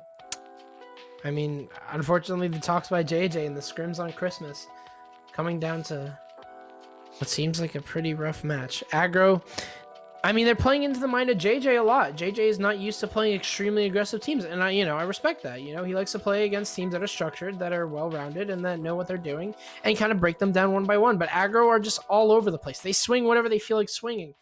And whenever he gets swung by an aggressive player that almost feels like he has no mind and has no idea what he's doing, that can be really mind-bending for you. That can really play into your mental. And I think it's safe to say that it has played into the mental of Project Neo, who need 2 more rounds in order to make anything happen. Aggro, at this point,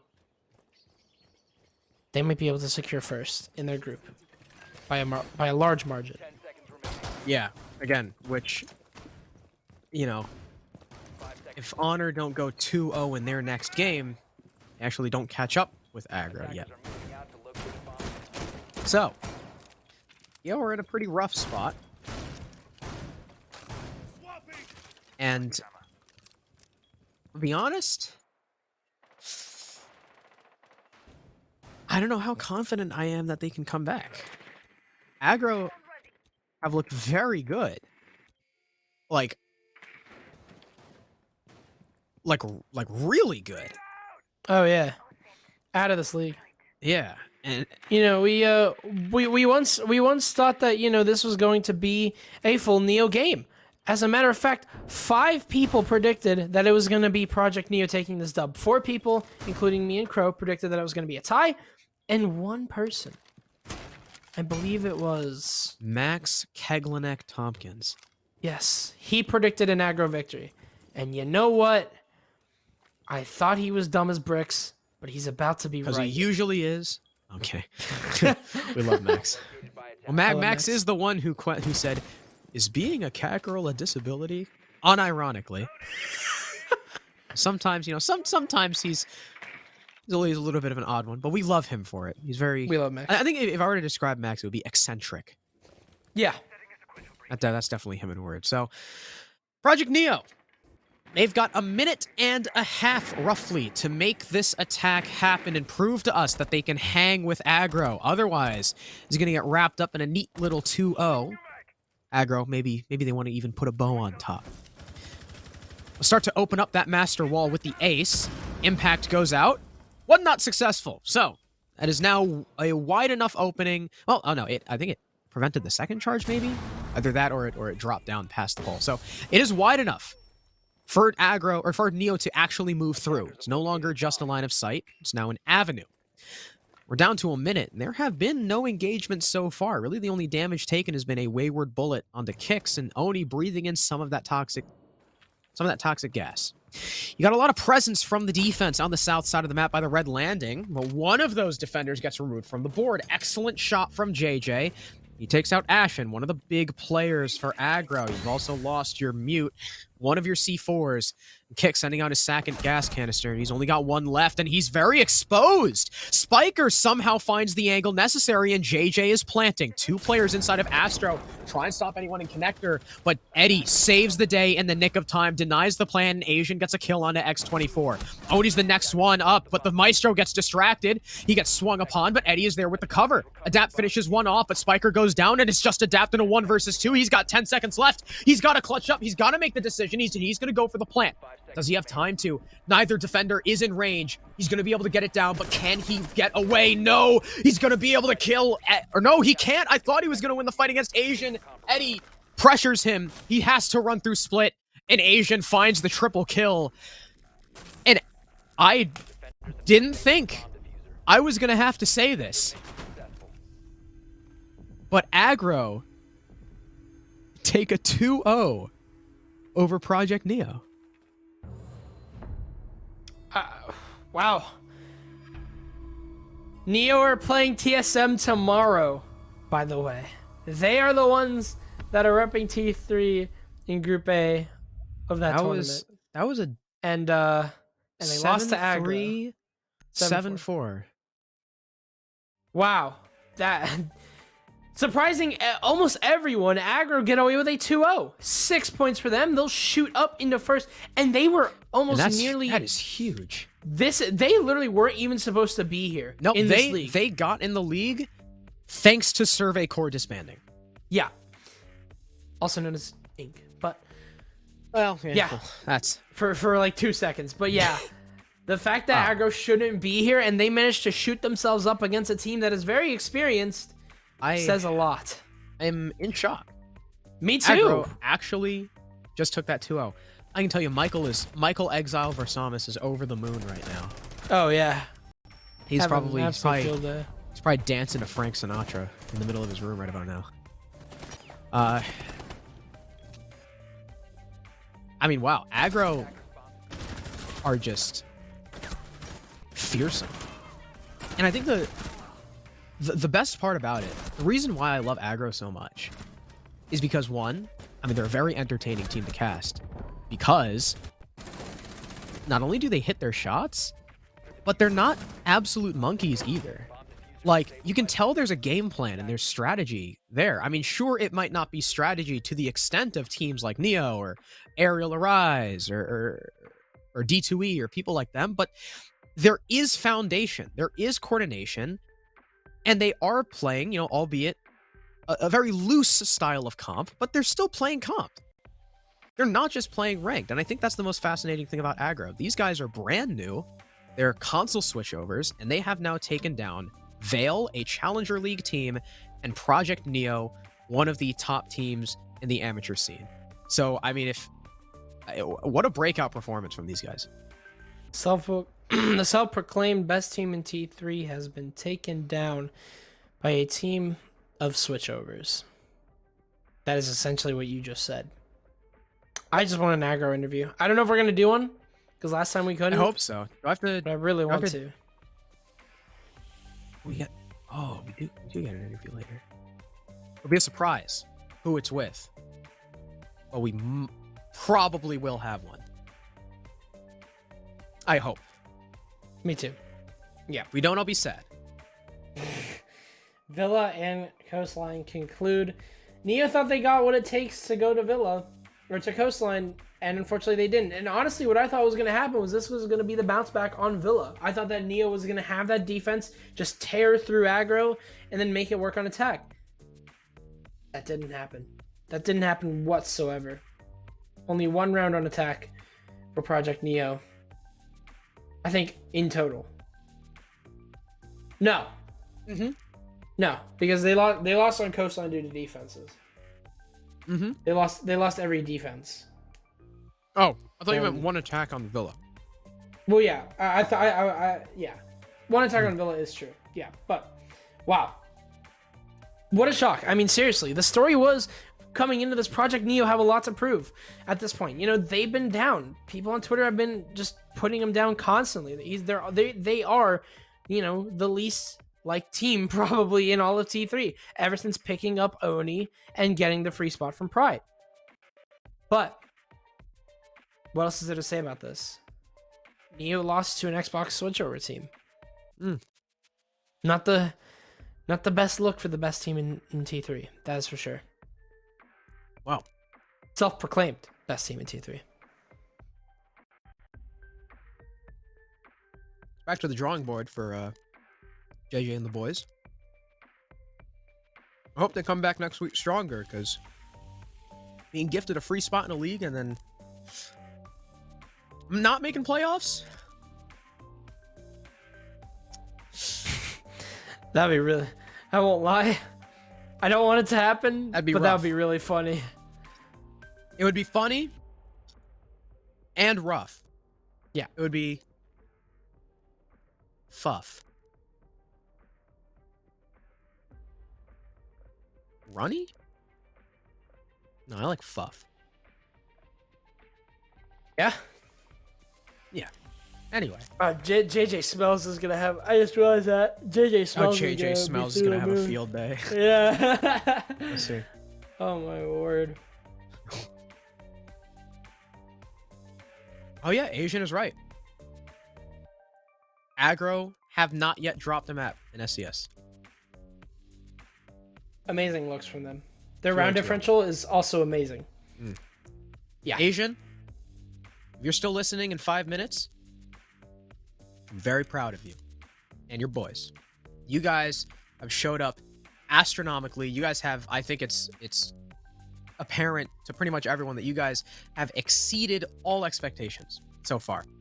And I can't wait for what you guys show in the future. So hopefully we carry this upward momentum into the rest of SCS. I think you guys are definitely right now a contender for, you know, a top T3 team just by what we've seen so far. So stats are still being prepared. And once they're done, we can have something else to talk about. Congrats to Aggro. I mean, we talk about them all the time. We always praise them for being a great team to cast. Thank you for being awesome. We love you. You know what I Both of us do love you. Oh, stats? Yes. Numbers. Highest rated Look. player in the lobby is X24. Dropped a I was gonna say 1.28 rating just to lose. Oh no.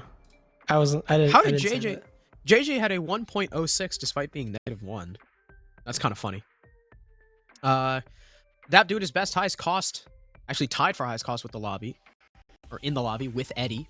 Eddie and Ashen being the standout performers. Asian also doing very well. And I mean, look at the scoreboard. Not a single player on Aggro was negative. They're all playing very in sync, very together. Fortunately, we had Spiker kind of lagging behind a little bit, 6 and 10, 36% cost. Not too great. And I'm surprised that Neo lost by such a margin, especially, I mean, look at the entries. Only one person on Aggro got any entry kills. Out of 11 rounds, Aggro only got 3 opening kills. And they were all Ashen. And yet, Neo still lost the map by 3 rounds. That to me is a little bit surprising. But finally, get to have a chat with one of the members of Aggro. Ladies and gentlemen, please welcome for the first time our good friend Ashen. Wow, he's really pretty. What the heck? Thank you, man. Thank you. You too, Jasmine. Yo, dude. Dude, your SCS picture doesn't do you justice. You gotta retake that. I know. I'm younger than you expected, huh? Am I? You look way right now. How old are you? 15. I thought you were at least like 16, 17. Wow. Okay. Nope. 15. So you guys come in. You are the underdogs versus Vale. 2-0 them. Great showing. You guys are the underdogs versus Neo. Or sorry, yeah, versus Synthetic. Against Neo, you guys are the underdogs again.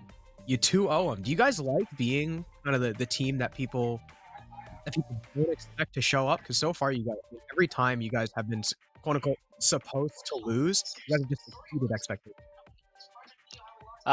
Yeah, we have no IGL. We have 5 vocal players who we don't over communicate. Like, we don't override each other's calls. You know, we are just 5 console switchovers who actually our playstyles blend together well. Us 4, me, Asian, Kix, and Silent, we went back to Xbox. Like, we played Xbox for 4 years. And, you know, they just lost Xbox switchovers who just switched about 5 months ago. So, you know, they've been around for a while. So Jay wants to talk all that talk on Twitter, and in the previous interview, he wants to DM my teammates saying, you better get some rest. I mean, 3-9, I hope you get some rest tonight, buddy. Like, He's gonna be sleeping with his eyes open. yeah. Yeah, like I mean, that. you guys definitely showed JJ what's up. So Yeah. First off, do you guys have previous competitive experience on console, or is your PC switchover your first kind of delve into comp? Only Go4s. That's really it. If you know what Go4s are, they're just like weekly or weekend tournaments for Xbox Your and console. only That's it. competitive experience is Go4s. It makes Yep. sense now. A lot of things make sense now. Wow. Only Go4. You guys went from Xbox Go4s to now winning to now beating 2 of the most experienced rosters in T3. Wow. That is With no actually IGL. even more impressive than I thought it was. He said with no IGL. So- He's just flexing now. This isn't even fair. So you guys have Yeah. now had as well. So something that I think a lot of people would like some light shed is you guys have now had 2 different minus laxing plus laxing moments. Once with Yeah, Silent and once with you. I mean, what's been going on with that? I mean, because Asian has said that you guys sometimes, you know, there's some fighting, there's some disagreements, but you guys make up really quickly. I mean, do you guys find that to be a strength of yours, you know, when you're in the game as well? Yeah, I mean, I think once it comes to game day, we all put whatever happened in the past, and, you know, we're screaming, you know, we're all excited. And the one with Silent, that was just basically he was trolling scrims. See, the attitude was not there. And then with me, we were just in huge arguments, you know, like no one wanted to talk it out, and we decided to drop it. And then came to game day, and we beat Project Neo and Synthetic. So Wow. I mean, that's definitely a great mentality and a great skill to have. I mean, you see some of the most experienced rosters still can't reset the mental like that mid game. And so I mean, moving into this game day, you know, Villa, obviously, is it safe to say Villa is probably one of your guys' favorite maps? not at all. Not at all. We've scrimmed it Really? 2 to 3 times. 2 to 3 times we scrimmed Villa. That's it. What about Coast? You're taking Xbox switchovers to Coast, so yes. That's okay. Whatever. That's what I thought. All right, That's, so we got that's that. what we Yeah. thought. Especially with the way you guys play. Again, you know, we've always said you guys are a very aggressive team. You're not, of course, you're not dumb.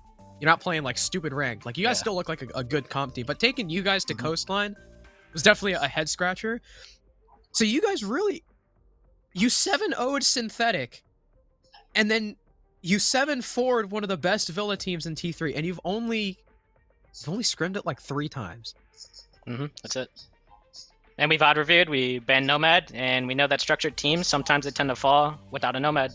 Asian, I think he got 3 to 4 like flank kills while they were planning, and I was like, what are you doing? Like, where are the flank drones? Like, we were running especially on a map gridlock, like those guys Villa. just drilling drones. Yeah. Yeah, On a I map mean, like we Villa- saw you too. I mean, how many kills did you get just like hanging out on red stairs? Oh, I don't know what You that got- was. There was 3 drones on me. There was a guy coming like Red Hall by Piano. That guy got, I don't know. That guy just got, I don't know what he's doing. Then the Twitch. Yeah. The Twitch wasted about, I think, 2 minutes doing nothing. Just droning me. Just to wait for her sledge to die. So I don't know. I don't know. Like I'm literally sitting there with a shotgun. They can't push me. The only way they're gonna kill me is if they pinch me. One from bottom red, one from upper red. They tried that and didn't work. Because it looked like especially like the beginning of Coastline and the beginning of Villa were really strong for Neo, and then you guys just absolutely hammer them heading into the second half. I mean, was that you guys just being really confident in one side of the map over the other, or just adapting to Neo's playstyle really well? I think that at the start we needed to take a round or two to kind of warm up, see how they play, because we'd never seen them on that map. We had no VODs review or anything, so we started to adapt to them, and I just think that we don't really have a preferred side, but I think on Villa we prefer attack a lot because in my opinion, we have a strong attack because we don't have to like use a nomad just for us to get an execute off, and we like to abuse that. Yeah, because you guys have been bringing kicks. I mean, you guys brought kicks on the gridlock every single round in this entire in both maps, something like that. You just lock down the flanks. Plus, he's got smoke grenades, so he can help with the execute and even burn. Something else that was interesting. Why pick defense first on Coast? We against Vale when in quals, we had a lot of I'd say confidence because that's a CL team. And the way we played against them, we kind of translated to Neo because, two structured teams. I think Vale, in my opinion, has more gun skill, but a structured team on defense or like on attack on Coastline, when we're trying to do runouts, we're trying to do like stupid stuff basically, and that's why we wanted to bring them. We picked defense first. We wanted to do I think that stuff. was. I mean, that was definitely really smart from you guys to identify the fact that a big criticism of Neo, I mean, since they were known as Valkyrie, like back since I started casting them, have been that they have always struggled against super aggressive teams. Almost like how Dark Zero used to suck against like TSM and LATAM teams. Yeah. That's like how Neo are. They're too structured for their own good sometimes. So I mean, so Adam, do you have any burning questions? Well, no, not really. Actually, I think you answered most of them for me. But yeah, Ashton, it's been a pleasure. I know we always are in each other's DMs. The mental's there. The mental's there. Yeah, you guys are now. You guys went from one of the most underrated teams to the best team currently in SCS. So cherish it while it lasts. You're gonna have a lot to defend, but moving into week 3, you guys are currently the best team. So yeah, we're in first place. Yeah, be happy. You are a Blackhawks fan, which I don't appreciate, but other than that, it's been great talking to you. Wow. Take care. Enjoy. Oh, wait. Good night's sleep. Before you go, make sure to tell Asian he is officially the superior red dot user now. I was just about to bring that up. Asian is that now guy, JJ, officially the superior red dot user. JJ, he likes running red dot. He says that he doesn't have to worry about us. Well, clearly he does. So we have the better red dot player. Well, before we sign you off, is there anything you want to say to Twitch chat? Anyone watching? We just got picked up by this org, and we appreciate all the fans out there. We just switched from Xbox about 4 or 5 months ago. I was the last one to switch. I switched like 4 months ago, and we appreciate all the support. For the people who voted Neo, rape your channel points. Surprisingly, you guys actually won the community vote, but yeah, that is true. Congratulations. Yeah, you did. It was like 61% or something. So Ashen, it's been a pleasure. I'm glad we finally got to talk to you guys. I know Adam and I share the sentiment that you guys are probably now one of our favorite teams to cast, just because you guys are super fun. You all 5 of you are absolutely nuts, and you don't play like idiots despite being aggressive, which is definitely refreshing for T3. So Ashen, it's been a pleasure. Congrats on being still undefeated as the underdogs in SCS, and I don't doubt we'll be seeing you again soon. Have a great night. Oh, you will. You too, man. Well, he didn't do it, so I'll do it for him. Add Ashen our success. Put respect on that man's name. True. He just made JJ lose about like 5 hours of sleep. Like that right there is that was was a nightmare. So that was nuts from Aggro. So, and from Aggro as a whole. So glad we finally got to talk to him. Now we do have one more segment. Now that we've looked at individual map stats, we can combine them just like that. Right on. It made me really uncomfortable. Wow. Only one man on the Neo roster had above a 1.0 rating, and he's still negative. All of them are. Every single player on Neo is negative. Spiker has a 4% survival rate. I mean, he is Ash Vigil. To be fair, like let's be fair here. But That's kind of funny. I mean, but look at Ashen, 25 and 15 with a 1.35. Eddie, 19 and 14 with a 1.28. Asian, 19 and 12 with a 1.24. And again, I mean, such a team as Aggro, who are so aggressive, who thrive in the opening engagements, and who, if you let them snowball, is their key to victory. Look at their entry stats. That's not great. And yet Neo still fumbled the bag 14 different rounds, despite being up a total of, what is that?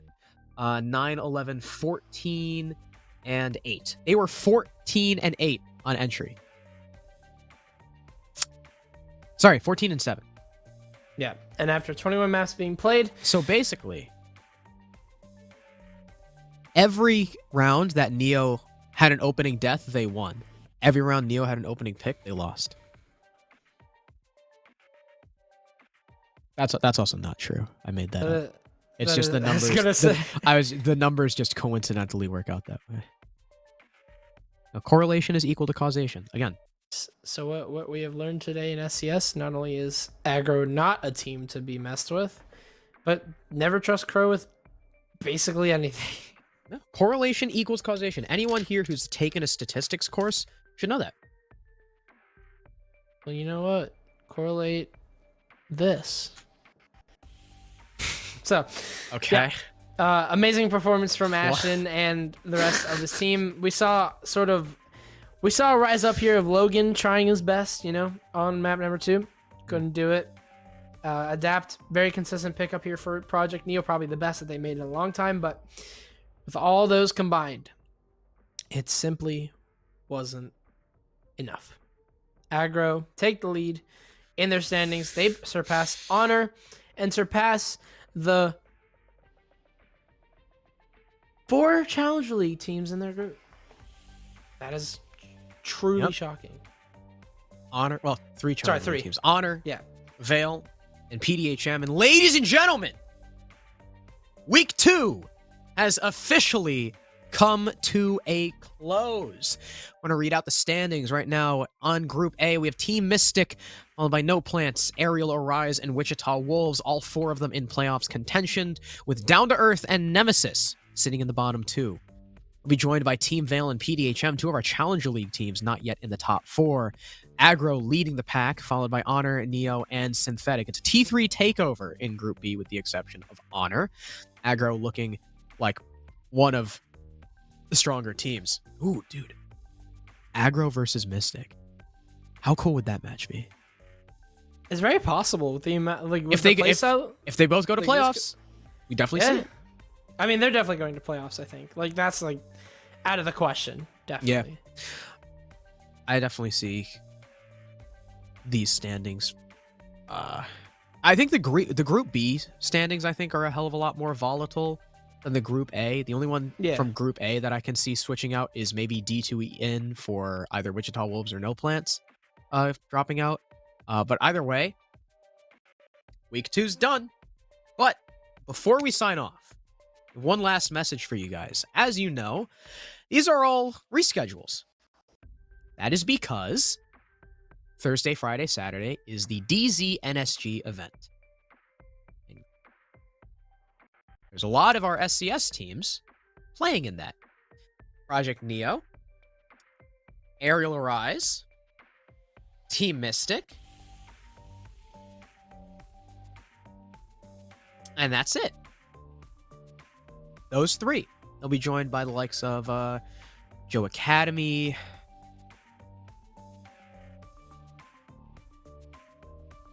and that's it. England Esports. That's the other T3 team. There's some CL teams in there. And of course, it's a Pro-Am. No visas. Pro-Am stands for Professional Amateur, so you'll get to see all your favorite T1 NAL teams too. SSG, TSM, all that. Ferme will be producing the main NSG stream. Adam will be on the CCS? You're on CCS, right? Yeah. And I will be on the Dark Zero stream.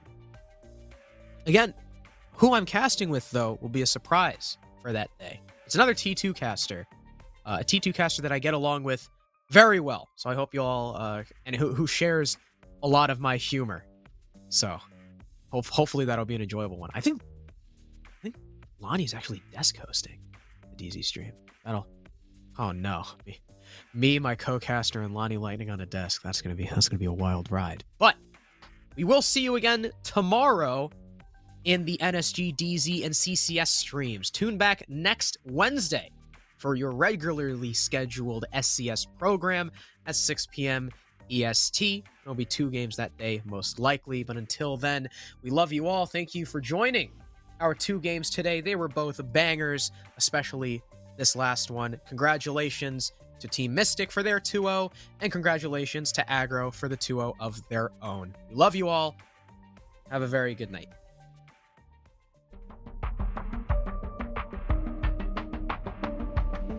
A triple kill, but Sona Finn, he'll deny the plant. He sees 2 more kills. Oh my god!